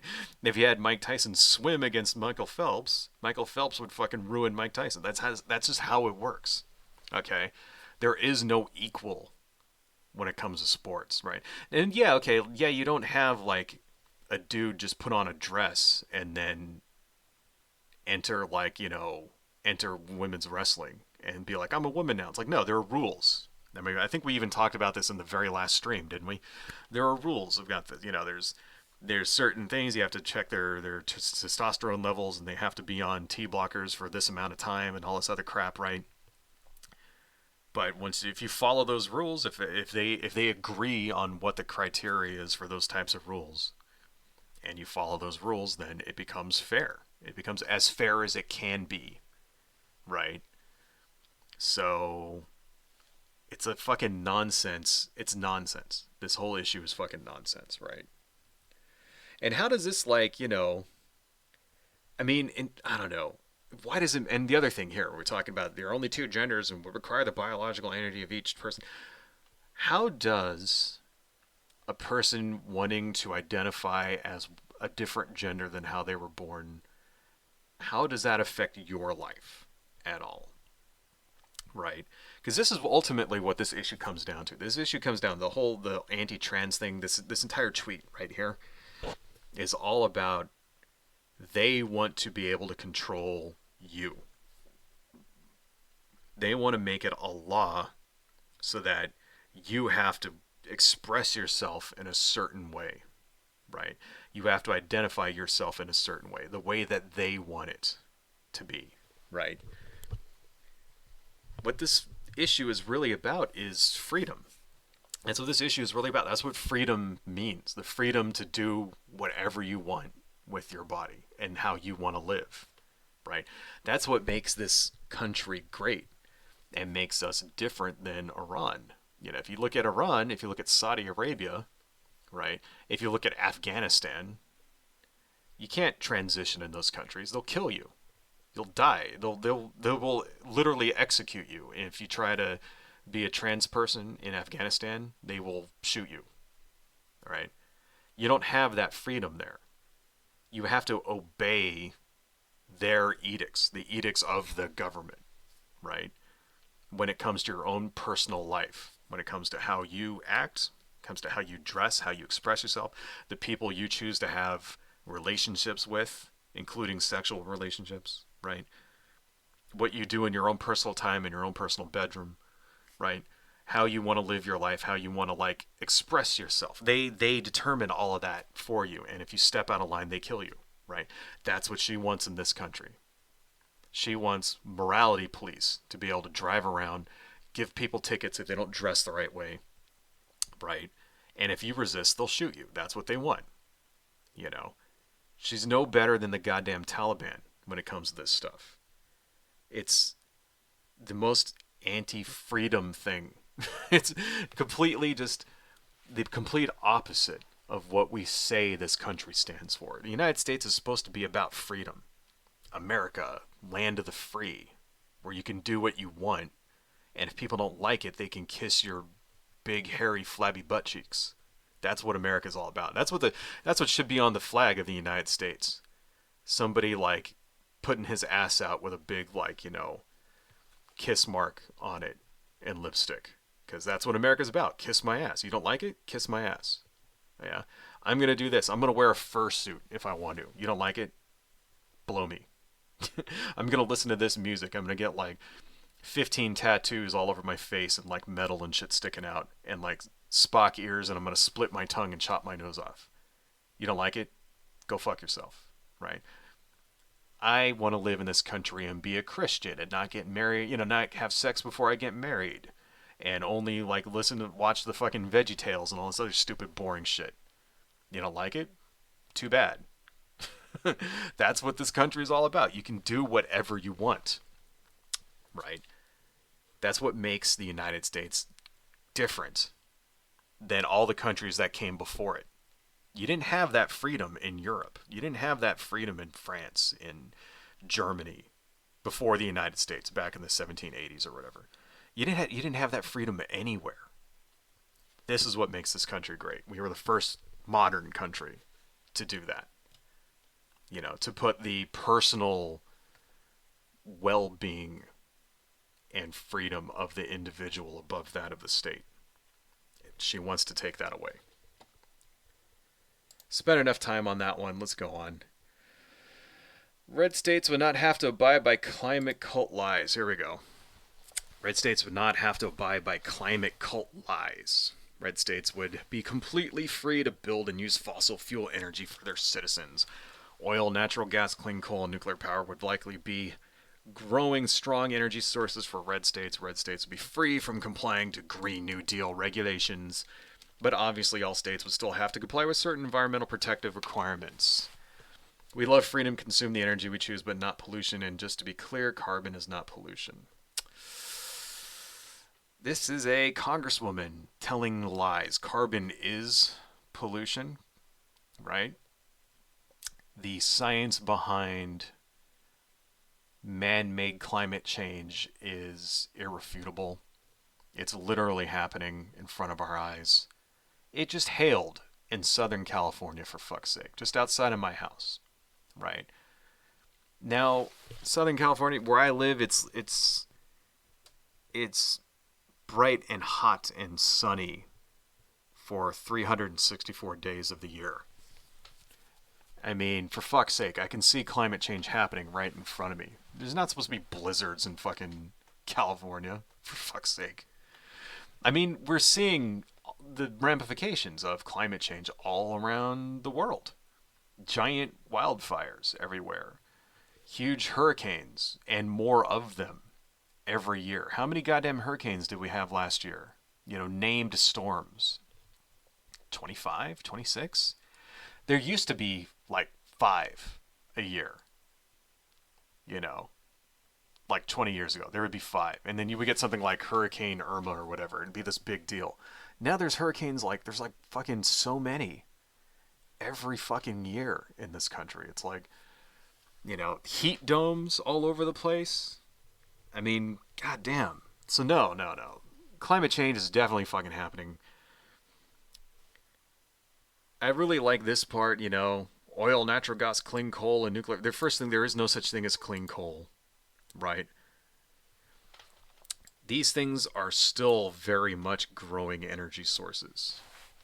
All right, it's not like they've suddenly stopped mining for coal since Biden became president. No, coal is still very much a huge part, unfortunately, of the energy grid in this country. Nuclear power is still very much a huge part of the energy grid in this country. All of those things. It's not like they just stopped doing that at all. What did we do? We got like one pipeline shut down. Yay. It's still going. All of this stuff is still. It's just what they did. They actually did put some things in the Build Back Better to start subsidizing renewables. Why do conservatives not like renewables? Because they are bought and sold by oil companies, right? That's why conservatives don't like renewables, right? You know, renewables actually help people. I mean, you can actually, you know why they don't like renewables? Because it'll cost you $1 million to build a solar farm versus $1 billion to build a coal-fired power plant, right? So they want the $1 billion option because they make more money that way. That's what it really is. That's what it's all about. And they don't want, the energy companies don't want to have to diversify because they're going to have to spend money in order to build solar farms, in order to build, wind farms and geothermal stuff like that. In order to build all that, they're going to have to spend money, and they don't want to spend money, right? They just want to make money themselves so they can buy themselves another fucking Ferrari or whatever. That's ultimately what it's all about. It's all about money. And it's the dumbest. And I mean, I don't understand.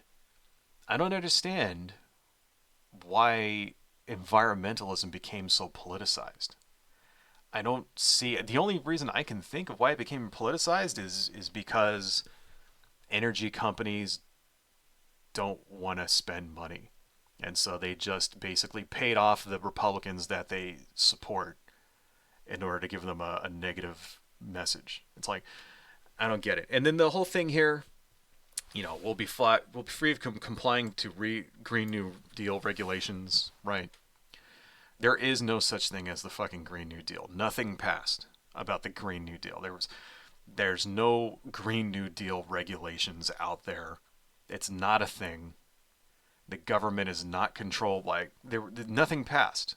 There are no laws like the Green New Deal. It was like a fucking it wasn't even like a proposal for laws. It was just like these are the things we need to do. It was like a policy outline that like Alexandria Ocasio-Cortez and like Rashida Tlaib and a few others came up with. And there was like no legislation based on that whatsoever. So she keeps bringing this shit up. It's like they're see that is actually like a dog whistle right there. Green New Deal. She just has to say that, and her constituents like start foaming at the mouth, like Pavlov's dogs or whatever, right? But I like this part. But obviously, all states would still have to comply with certain environmental protection requirements. She just said that all of these things were going to be controlled by the states, did she not? In previous tweets before this, she said all this stuff is going to be controlled by the states, right? She said we're going to shrink the federal government down, drown it in a bathtub. So no, there would not be if you get rid of the EPA, then there will not be certain environmental protective requirements. There won't be any. That's the entire point of shrinking the government, so you don't have these regulations, is it not?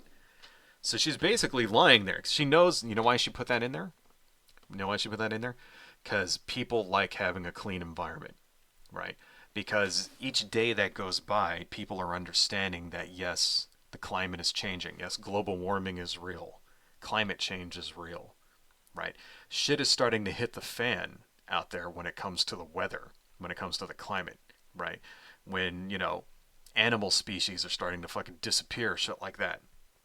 And it's becoming undeniable, right? Every single year when there's a giant like blizzard that covers half the goddamn country, and then 6 months later, when like the same part that it's like 300 degrees outside, like people are starting to understand. Oh shit, it's real. You know, remember that South Park episode with Man Bear Pig? You ever guys ever watch South Park? Man Bear Pig shows up, and it was like this big joke about how Al Gore was like, being like, doing a Chicken Little kind of thing with the environment and all that, and it was made up. South Park made another episode where they apologized, where in the episode Man Bear Pig is actually real, and he's been real this whole time, and like it ends with Man Bear Pig just killing people and everybody ignoring it.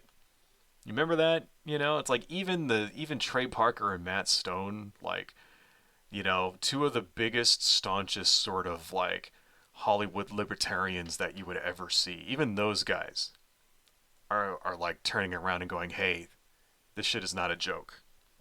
This is real." You know, Shit is hitting the fan.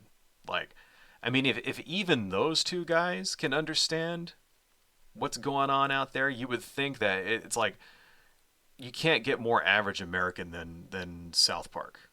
Put it that way, right? Your average American voter is closer to South Park than they are to anything progressive. Like, I don't know. It's just a joke. It's ridiculous how we're still arguing about this shit. Like 30 years later, I remember I was a kid when they first started talking about global warming and all that. Like in the fucking like 1990s, like early 90s. I remember talking about this like in high school. I was reading shit about how like temperatures are changing and fish populations were dying off and all this other stuff.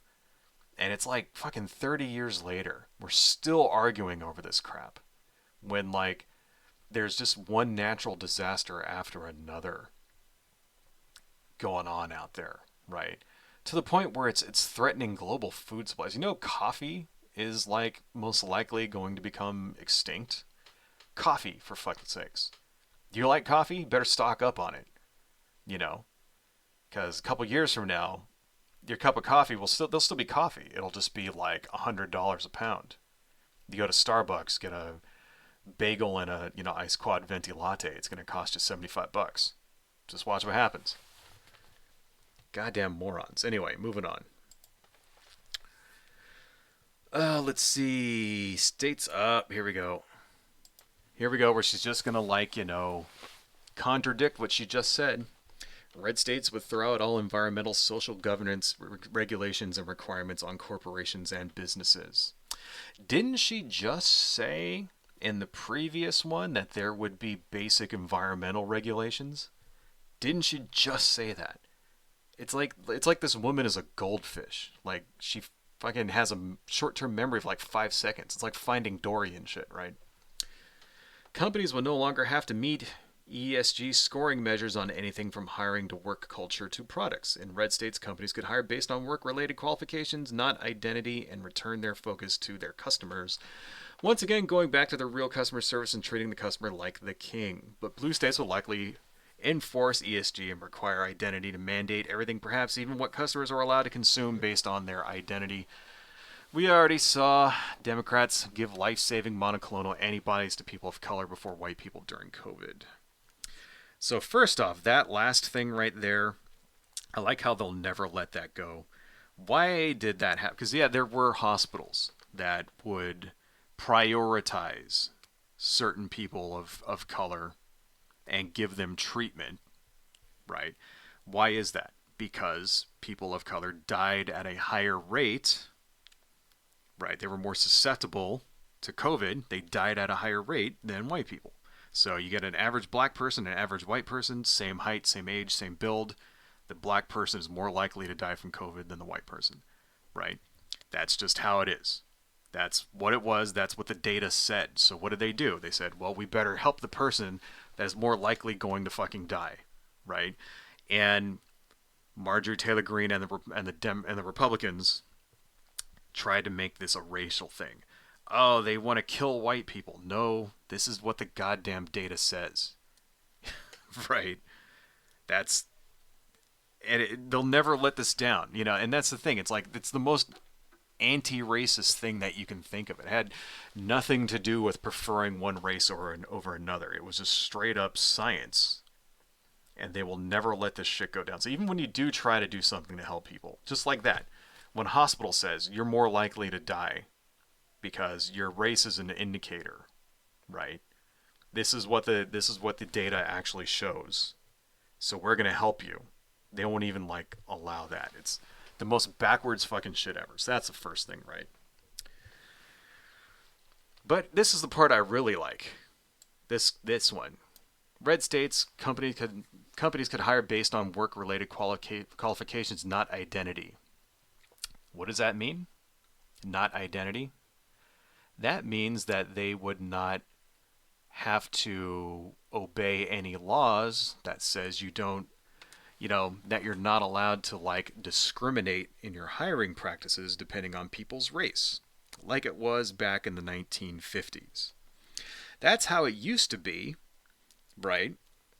Back in the day, if you didn't like somebody's skin color, you could just not hire them or you could fire them, right? And you not and to some extent it's sort of like that today because you have to sort of prove that let's say you go for a job and you don't get hired and you suspect it's because that guy doesn't like black people or he doesn't like, Latinos or he doesn't like Asian people. Now you have to actually prove that that's the case, which is not impossible, right? But the burden of proof is on you, you know. She wants to get rid of that completely. She wants to completely remove any protections whatsoever, because that's what it was like. That's what it was like back in the 40s and the 50s. They would just, so one thing like people would, they always say like, oh, well, you're poor or whatever, get a job. Well, you can't get a job because all the places in your area won't hire you because you're the wrong skin color. They don't take that part into consideration, do they? There's anti-discrimination laws like that exist for a reason. She wants to remove that. She wants to remove that, right? What are they going to say? They're going to cite things like, racial quotas when it comes to like affirmative action and crap like that. This is stuff that's already been kind of like legislated and decided, and that is already illegal. You're not allowed to do that in any state. It's already against federal law to have a racial quota, right? But since it's something that actually did happen 30 years ago or whatever, the Republicans still harp on it forever. They even stuff that's not even a problem. They continue to just, like that's why they keep talking about BLM. It's like the shit's not even happening anymore.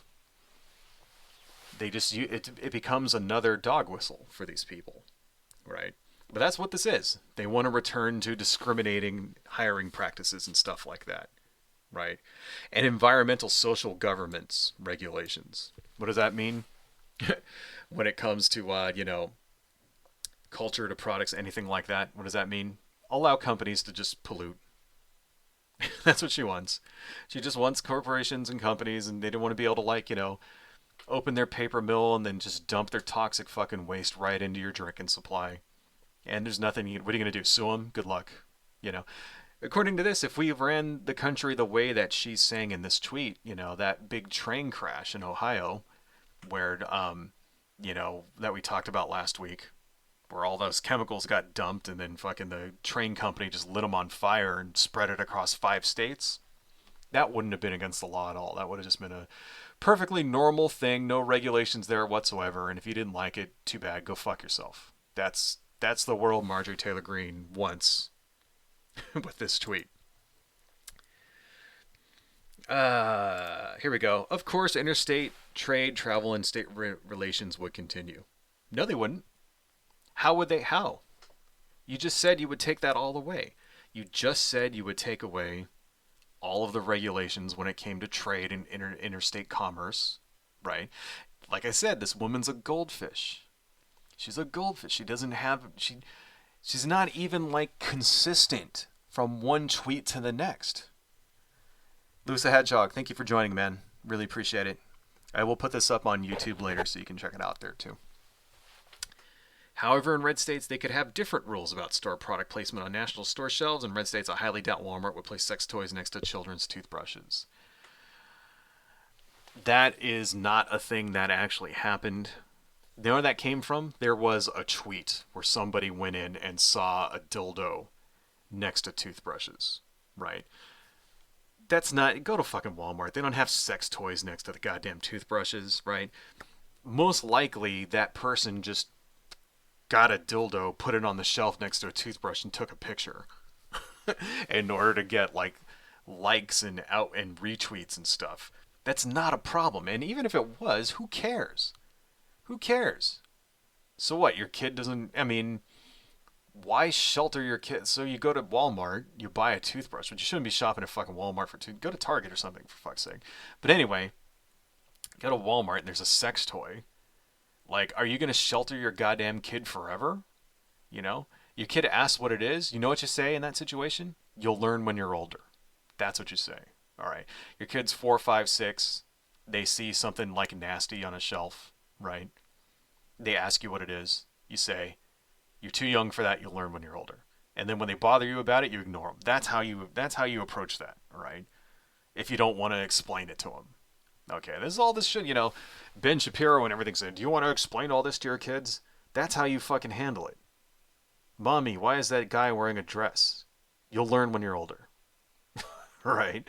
If you don't want to hit there, if you don't want to be a parent and take your parental responsibility to teach your children how these things work like you're fucking supposed to, then all you have to do is just blow it off. Ask your dad. You know, I don't know. Ask your mom. Ask your dad. Ask your big brother. He'll tell you, right? If you want to be a lazy piece of shit. Why fucking shelter your... I don't know. I can't stand that. I can't stand people that, like... Do your goddamn job. You chose to have a child, didn't you? Be a goddamn parent. Part of being a parent is teaching your children about the goddamn world, not hiding it from them. And it's not my responsibility or anybody else's responsibility to shelter your kids. I don't care about your kids, right? If you don't want your kid learning about that dildos are a thing that exists, don't bring them to Walmart. All right? Because there's sex toys there. Don't bring them there. Don't go down the aisle with the sex toys. Tell them to wait at the end of the aisle. Go buy the toothbrushes for them, right? If you don't want your kid seeing a movie with, like, bad words in it, or boobies, you know, if there's boobs in the movie or whatever, you don't want them to see nipples, then don't bring them to the movie, all right? You don't want your kid to learn about, you know, how, like, slavery was a real thing, and how, like, we used to genocide Indians, and, like, how women couldn't vote until, like, you know, 100 years ago, right? If you don't want them learning about that stuff, then homeschool your kids, right? It's not our responsibility to shelter your children. I don't give a fuck about your children. And I'm tired of this shit. When did that become an acceptable thing? When did it become acceptable to enforce on everybody else your morality? You know? Fuck you and fuck your morality. That's what I gotta say. Moving on. Let's go back to this. The federal government would have to maintain the Department of Defense, but it would need to return to its original purpose. The United States border and our national security would be the border the DoD would defend. Oh, for fuck's sake. Of course, you know, yeah, we wouldn't cut any military spending, obviously, because the Republicans are all about that military. Anyway, reading some more. Federal government would have to defend the states from invasion, not enable daily invasions. Dangerous international criminal organizations like Mexican cartels that are responsible for murdering Americans, trafficking humans and drugs, and operating on daily gangs inside our country would be dealt with by the United States military. Large grants and public funding to NGOs that fuel the worldwide migration to America would have to end immediately. Sorry, not sorry, George Soros. First off, what more do you want to do to the border? Okay, so they already started building a goddamn wall. All right, fine. You know what? Build the fucking wall. If it'll shut these fucking idiots up, build the stupid fucking wall. All right? That's not going to stop it. It will not stop it, right? Nothing short of putting like automated machine guns up on towers that kills everything that comes within 20 feet of them is going to stop migration past that border, right? Do you really want to stop migration, northern migration? Then you need to help the economies of countries in South and Central America. That's what you really want to do. Do you really want to stop drugs from coming into the country, right? Is that what you want to do? Then you need to actually do something about that, like have drug rehab, right? You need to end the war on drugs, is what you need to do. And you need to treat it the same way they treat drug addiction in Sweden or Norway, where you don't just go to prison for doing drugs, right? You get enrolled in rehab and you want to help people, right? That's will stop drug. If you legalize all of this shit, number one, right? Then they don't have to go to drug cartels to get the drugs, right? Drug cartels will die overnight. They'll be gone. They won't have any customers anymore, right? Ultimately, drug cartels are businesses, just like any other business. They're there to make money. You know, the way they make money is by selling illegal drugs to people, right? If you take away their market, then they can't make money anymore. Guess what? They will stop making. They'll stop growing drugs. They'll stop growing cocaine. If your average coke addict could just go down to a clinic and get a dose of cocaine, like the end, right? That would stop drug cartels overnight, legalizing drugs. What comes with that is that you have to do drug rehab programs, right? Because it's not about the actual drugs itself, it's about addiction. So you need to have programs to help people who are addicts get off of the drugs, right? We don't do that in this country. We just take addicts and lock them up. And then they're forced to go through withdrawals and shit. And it doesn't help the underlying addiction problems. And then when they get out, they go right back on the drugs. They end up homeless, right? This is why, you see those videos of people driving through downtown Philadelphia or something. And it's just like one addict after another sitting there like, why? And you go, why are there so many fucking addicts everywhere? Because no one's doing anything to help these people, all right? They're poor, they're desperate, okay?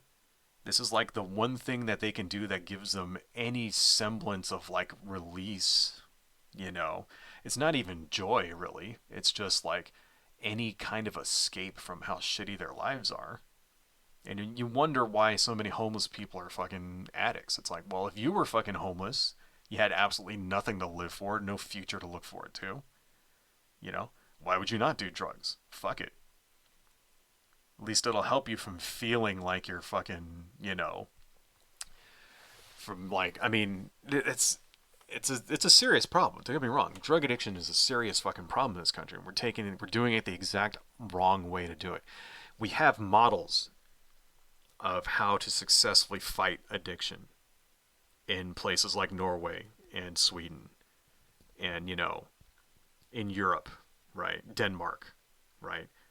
Drug addiction in those countries is extremely low. Even though drugs are legal in those countries, it's legal for you to buy marijuana there. You can buy cocaine and shit like that, right? How come they can do it and we can't? I refuse to believe that it's just not possible in the United States. It is possible. We don't do it because of people like Marjorie Taylor Greene. Because conservatives don't want that. Because conservatives want to control everything. And they want to throw black people in jail. That's why we have a fucking war on drugs in the first place, if you guys didn't know. The war on drugs is all racially motivated. That's a subject for another stream. Right. Second thing here, talking all this shit about the border. It's I don't know. These people will never. Remember, it's not really about border security. It's about non-white people coming into the United States. That's what they're really upset about. This is why when you have to tease it out of them, but ultimately conservatives will admit that they want to stop legal immigration as well. Yes, they do.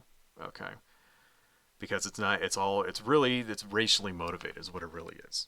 And these are all, the border security. These are all fucking like dog whistles, right? They don't actually give a fuck about immigration. They're perfectly fine when people from white countries come, and people from France and Germany and Spain and maybe not Spain. Right? But, France and Germany and England and Canada, when those people come to the United States, they're perfectly A-OK with that. That was part of Donald Trump's immigration policy. He was fine when people came from Europe. Not so fine when they come from south of the border. Why? Something to do with their skin color, I think. Let's see. What is this? How many fucking more of these does this bitch have? Okay, there's only maybe 5 more, so we can finish this up pretty soon. There's 3 more. All right. We can finish these. I was going to go through and talk about her because she went on Charlie Kirk and stuff like that, but we'll save that for next time. Here we go. Here's a long one. Wow, they must have increased the amount of characters you can put in a tweet because this is a lot.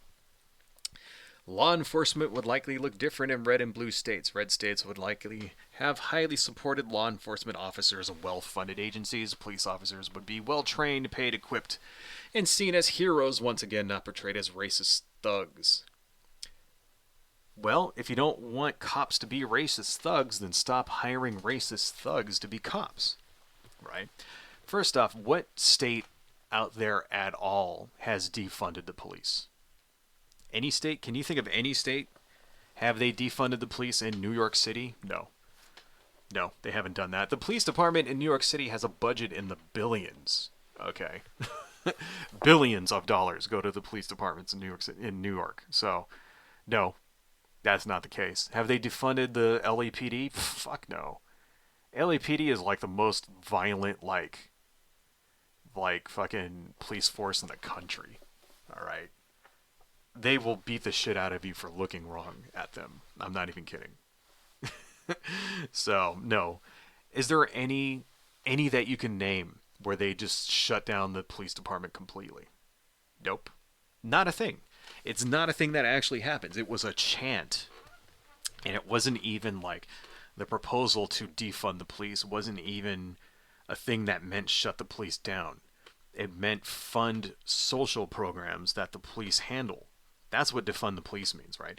Right now, when you do a wellness check on somebody, they send a cop.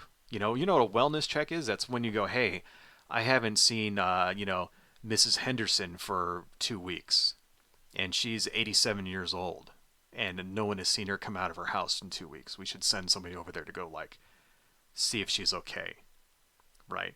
Why don't you just send normal citizens there, They send the cops instead, right? Why? Why do they send and then the cops show up, and then Mrs. Henderson thinks she's being arrested, and starts freaking out, and then they end up tasing her, and then she dies, right? Because the police have one tool. That tool is violence. That's the only tool they have in the shed, and when all you have is a hammer, everything's a nail. So they show up for a wellness check, right? And they end up shooting somebody, And it's like, well, why did you send these people to do that in the first place? How come you didn't send a social worker to go check up on her, right? I mean, that would have been perfectly fine. Well, what if the person gets violent? Well, then you call the police. You send a social worker, they knock on the door, they find out everything's cool, and then they leave. The end. Why are you sending cops to do that, right? Other things. Another example of this. Somebody doesn't take their medicine. They're having a fucking psychotic episode, doing something a little crazy. They call the cops on them, right? Well, you know that this is a person who's this happens all the time. The cops show up and they end up shooting the guy, right? And it's like, well, why? Because the dude was off his meds. He's has psychological issues. He was having an episode where he's going crazy, right? So you should send people that are trained to deal with that. Right? Why send the cops when the cops are there? The cops are supposed to deal with violent crime. That's what police are for. They're supposed to deal with thieves, with murderers, with drug dealers, right? With gangsters, with people that may need violence to stop. And that's there's a place for that in our society. That's not a thing that anybody is going to say we should abolish, because it's true.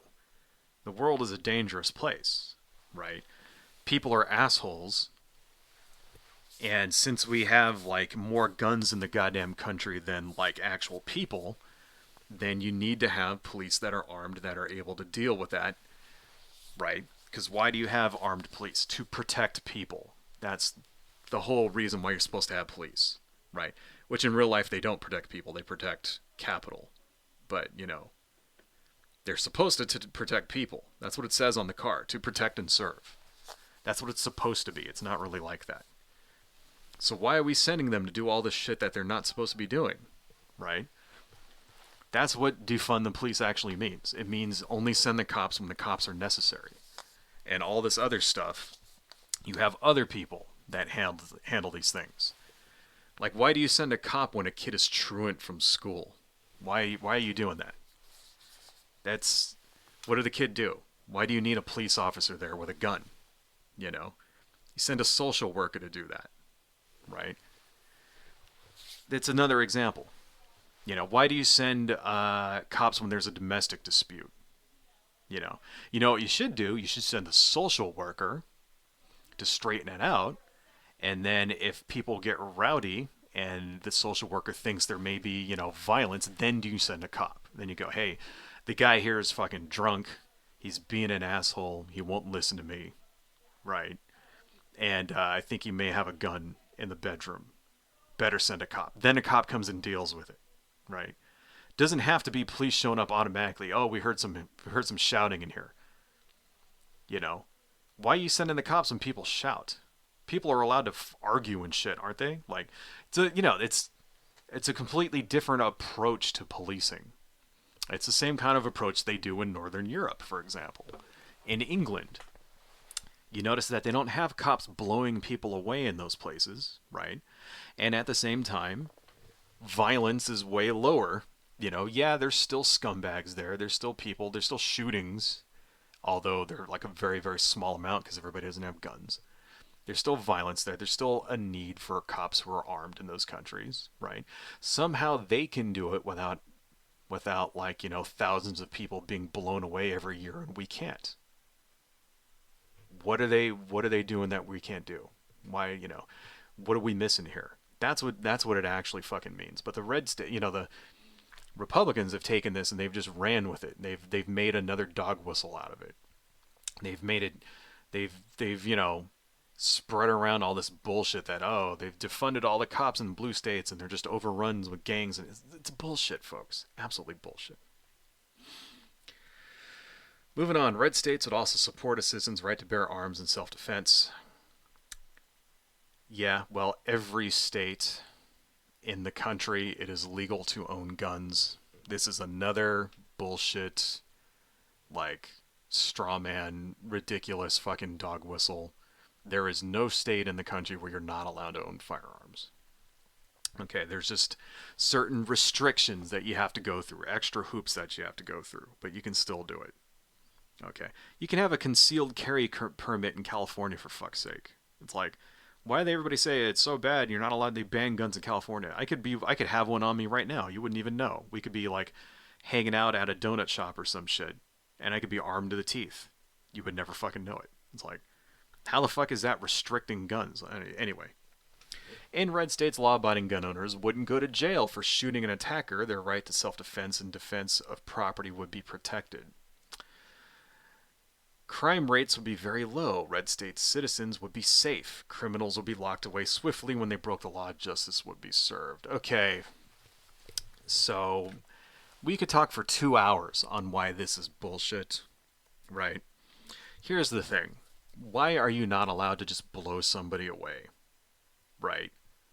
In most places in the country. There's some places in this country where you are, Georgia, stand your ground law or whatever. That's what happened to fucking Trayvon Martin, if you remember. George Zimmerman fucking shot and killed him, and then claimed that he was being attacked, right? And unfortunately, we don't have Trayvon Martin's side of that story because he was killed. So right now, why do you not want to have people just shooting somebody if they think they're being attacked? If they think their life is whatever, right?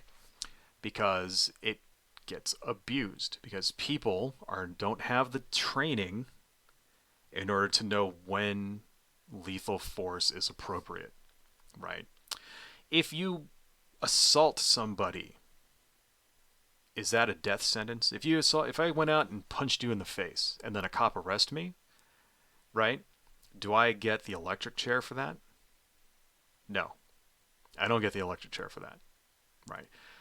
Assault is not a capital offense. So then why should it be legal if I punch you in the face? Then you pull out a pistol and shoot me in the head. Why is it fine for you to not be punished for that? Why is that not murder? It's self-defense. Okay. Who determines when and when it's not appropriate to use lethal force? That's the problem with it. That's why you don't allow people to just shoot other people for reasons like that. That's why you don't allow people to walk around with guns all the time without having permits. Because the idea if you carry it, if you have a permit, that's supposed to mean that you have taken at least some kind of training, that you have some kind of idea of what the law is when it comes to lethal, using lethal force, right? Normal, ordinary people don't have that training. You don't need to have that training to have a gun. You could just go buy a gun, you know, get it from your local sporting goods store, have it in your house, and then just shoot anybody you want. It shouldn't be like that, right? This is why we don't allow people to just walk around. I mean, in some states they do. Texas, for example. Well, Texas has like the most violent crime out of like any state in the fucking union, you know? And it's like people are allowed to walk around with just pistols hanging on their hips out in the open carry. It doesn't seem to be doing very much to stop the violence there. You think I'm making that up, right? I actually have here's violent crime, right? Yeah, okay, I'll allow it. Number of violent, oh, fuck off, deny. Okay, no, thank you. Oh my god, fuck you. Are they really not going to let me see this now? Well, anyway, you know what? This is, I'll just put this down in the chat for you guys. But that's violent crime by, I like how I can look stuff up and then like the next day when I go to look it up again, there's like a message there. That's violent, that I just put down in the chat there for you guys. That's violent crime by state. And if you look at the top, Texas is like, by 2021, has by far more violent crime than any other state. It's like twice as much as the lowest one, right? It's ridiculous. But they have extremely lax gun laws. So how come that's not making crime low? Like Marjorie Taylor Greene is saying. It's because it doesn't fucking work, folks. All right? Because having an armed populace does not decrease crime. It just increases shootings. Okay. Here we go. In blue states, who knows? Police could be anything from unarmed social workers to doing what Democrat lawmakers have been calling for all along, abolishing the police. We already talked about that. No one's abolishing the police. Having social workers check things out is a good thing. Right. She's a fucking imbecile. Do we have any more here? I think she's going to talk about elections. Here we go. Okay, nope, shut up. Don't want that video. In red, we must not ignore how different elections would be between red states and blue states. In red states, they would likely pursue one-day elections with paper ballots and require voter ID with only red state citizens and even red state taxpayers voting. Red states would not allow illegal aliens to vote, ballot harvesting, or mass media ballots ripe for fraud, and could ban election machines altogether if they wanted to. I.e., red states could rig the election. That's what they want. Okay, so what does all this shit do? Paper ballots, number one. So it takes forever to count your fucking election, right? So first off, if you have paper ballots, that means that you can put in fake ballots, right? That means you can misplace a box of ballots if you feel like it, stuff like that. Even though those types of things are rare, they do happen. So why they don't like voting machines? Well, this first off, the whole thing about voting machines is because Donald Trump didn't like voting machines. That's why they don't like them. You know, used to be that back during the Bush era, Republicans were all for voter machines, and it was the Democrats that didn't like voter machines because there were videos of people going in and voting, and the voting machine being calibrated wrong, so they would hit Barack Obama and it would put John McCain. There's actual videos of that shit, right? And it's not because anybody like did anything nefarious. It's not because anybody hacked the machines and switched the voting counts. It's because the voting machine was not calibrated right. That's why. But it used to be that, I mean, it was George W. Bush that passed a law to try, it was the Clean Voting Act or Help America Vote Act or some shit like that. Because he basically, you know, had the election decided in his favor. I'm not going to say stole the election, but, other people decided his election for him because he had the least amount of votes. Let's not forget that. If they would have continued with that Florida recount, Al Gore would have become president, and we'd be living in a much different world than we are today. All right. Anyway, yes, I'm butthurt over that because that was injustice. Anyway, 20 years later, still butthurt over that. You know, so that's the first thing. The voter ID thing here is all about voter suppression. Why do you need an ID to vote? How come you can't, because here's the thing with voter ID, right? It basically means that they can make it harder to vote. They say, oh, you have to have a driver's license. Well, why? You don't need a driver's license in order to survive in this country. You don't need it. And the people who don't have driver's licenses tend to be young and very old, right? Because when you're very old, you can't drive because you're fucking 90 or whatever. When you're very young, you can't drive because you ain't got no money and you don't have a car, and it's cheaper for you to take a bus. So what just happens to be that young, having voter ID gets rid of a large number of young people who would normally vote. They're not going to go through the trouble or time of going and getting that ID, right? Because it's a pain in the ass. Because this is what they do. This is what they'll do. They say, okay, you got to have an ID to vote. All right. Well, it can only be this certain type of government ID. And we've even seen this in certain states, right? These are the kinds of laws they're proposing.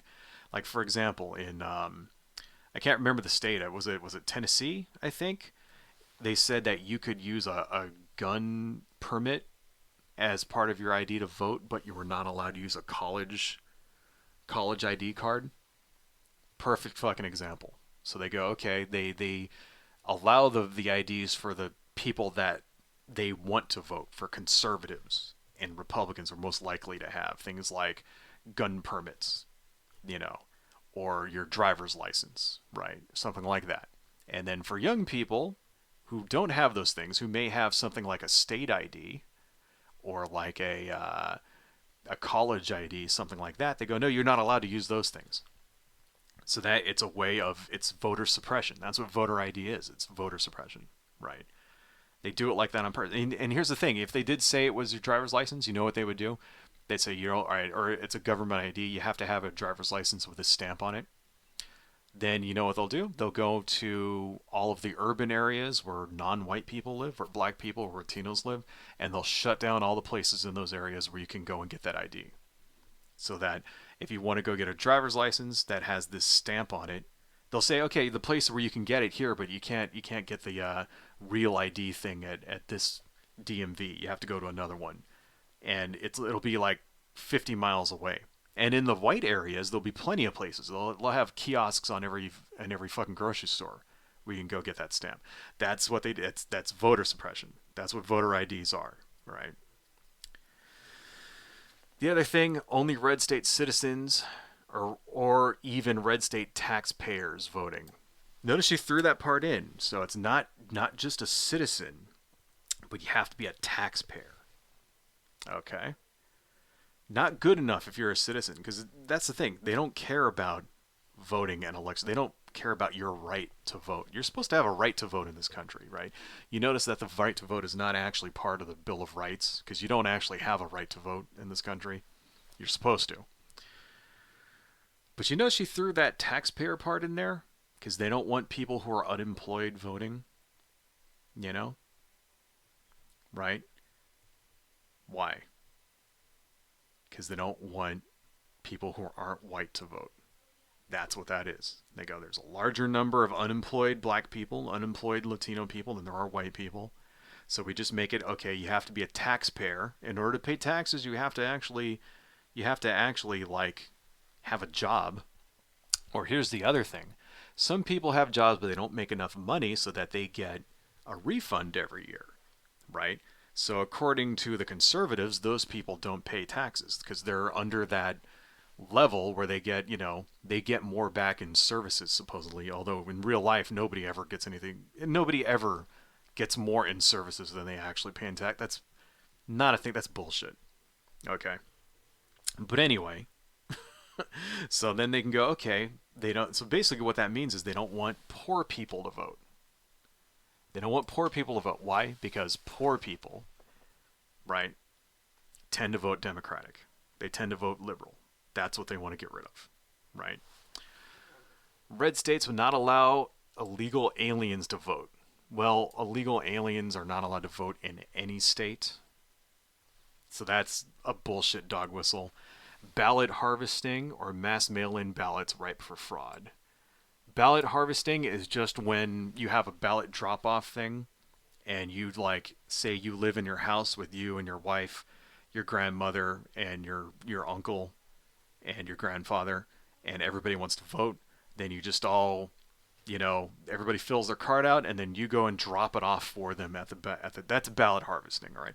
Or it's when like your local political party operative, whether Republican or Democrat, goes around, registers a bunch of people, and then goes and picks their vote up and says, okay, we'll go drop it off for you. That's ballot harvesting, all right? It's just basically helping people vote. They don't like that because remember, Republicans don't like it when people actually vote. They don't like democracy, right? To them, the less people vote, the better for them because when Republicans win elections, it's because people don't vote. When people, stay home and voter turnouts are lower, Republicans win elections. That's what this whole thing is all about, right? Such bullshit. Mass mail-in ballots too. Mail-in ballots are, there's absolutely nothing wrong with mail-in ballots. Why do they not like mail-in ballots? Right, because more people vote when there's mail-in ballots. This is why Donald Trump hates them. This is why he appointed a guy to be the head of the post office that made the mail go slow on purpose and got rid of mail sorting machines and stuff like that because they wanted to suppress the vote. Right? It's all voter suppression here. It's not about actual freedom. It's so that they can control voting. If they can control who gets to vote, how many people get to vote, where they get to vote, then they can basically just keep re-electing themselves forever, till the end of time. And that's kind of what it's like in the Deep South now.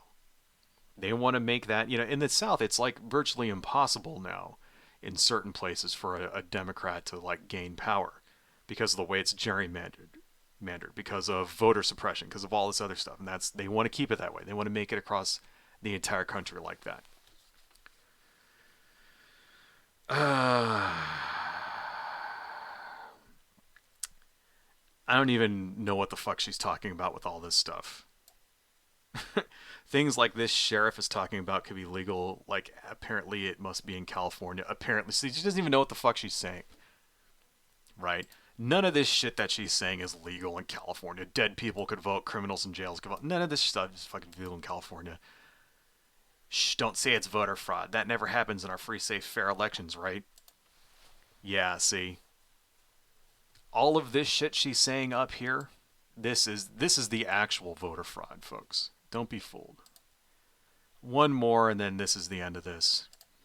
Imagine if America decided to just go ahead and have a national divorce. Hollywood elites and celebrities and all the brainwashed leftist women who watch the nasty women on The View, men who identify as women, and Democrat voters who suffer from lifelong debilitating disease, Trump derangement syndrome, they caught on CNN, wouldn't have to see, much less tolerate deplorables anymore.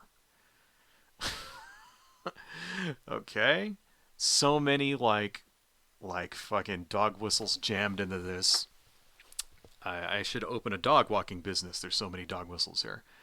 They could live in their safe space, blue states, own nothing, let their government decide and control everything, and most importantly, protect their fragile minds from being shocked and insulted by those of us on the right who believe in life, liberty, and the pursuit of happiness. They don't believe in life, liberty, the pursuit of happiness. If they believed those things, then they would allow people to express themselves the way they want to express themselves. They would allow people to believe the religions they want to believe in. They would allow people to vote and determine their own government. They don't care about these things. They wouldn't be forcing their religion and their morality down on people, right? She does not give a fuck about any of that. And this last one, when then Americans could choose which way left or right, provides them with the most best quality of life, and we don't have to argue with one another anymore. We can already do that. You already do that. It's called democracy. And what she doesn't like is the fact that there's more of us than there are of her. That's what she doesn't like. This is what all of this shit.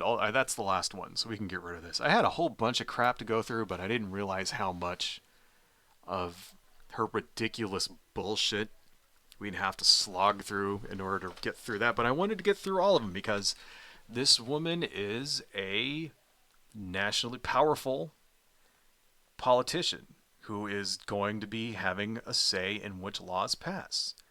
And you can see it's like she lives on a different planet.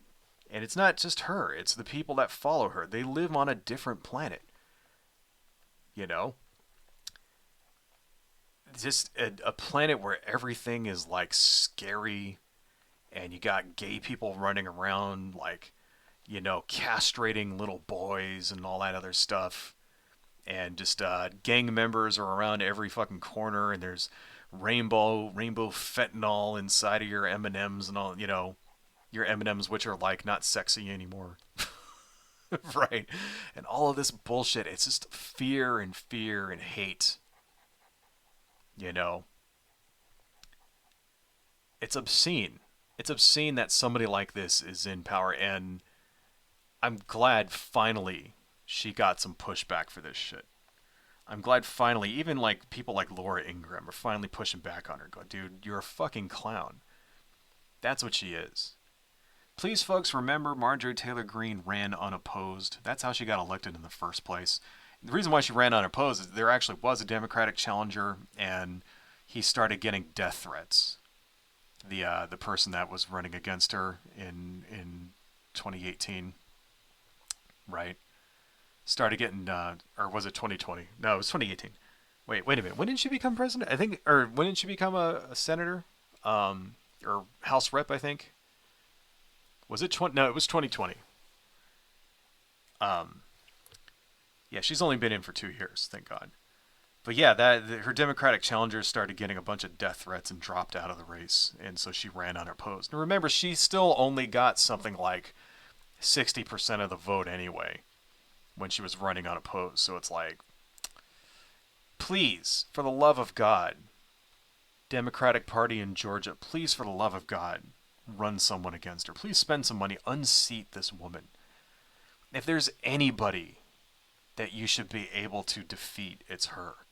For fuck's sake. I mean, I know it's like, okay, yeah, she's representing hillbillies in the woods with shotguns, like, afraid that the NWO is gonna, you know, teleport space lizards onto their land and shit. I know those are the people she's representing. But man, put in the effort. Please try to get rid of her. You know? Because we can't have somebody like this in Congress.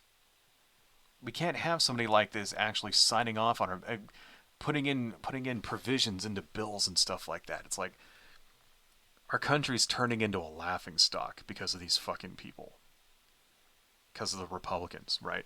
She literally has the ability to block legislation, you know, to not, and that's what makes her more dangerous. It's not the shit that she'll pass. It's the stuff that she'll filibuster, the stuff that she can block, the stuff that she can remove, right?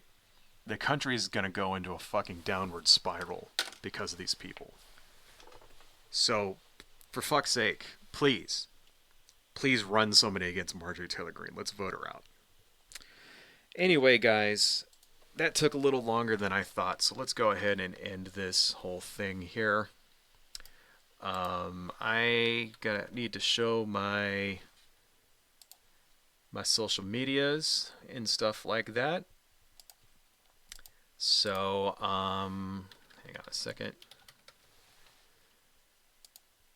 Let me just go through all of my videos. There we go. So I have some stuff that I would like to show to you guys. If you like what I do, please consider checking out my other channels and things. I have another YouTube channel called UCD Videos. I do toy reviews and game reviews and stuff like that. This is my web comic. It is hawanja.com. Fun for the whole stupid family. It's got talking ducks and ninjas and stuff like that there. This is my gallery on DeviantArt where you can see all the artwork that I do. All the stuff that on the channel ends up on the gallery here. This is my Etsy shop. If you like what I do and you want to give me some money, please consider buying something from my Etsy shop. I got prints, I got comics, I got little Cthulhu dolls and a bunch of other things. So please come check me out. And we're going to go ahead and end this now. This one will go up on YouTube later today. Thank you, everybody, for joining. The 2 people that actually did join. Really appreciate it. Or 1 person that joined. Okay. And I will see you all next week, next Saturday. Adios.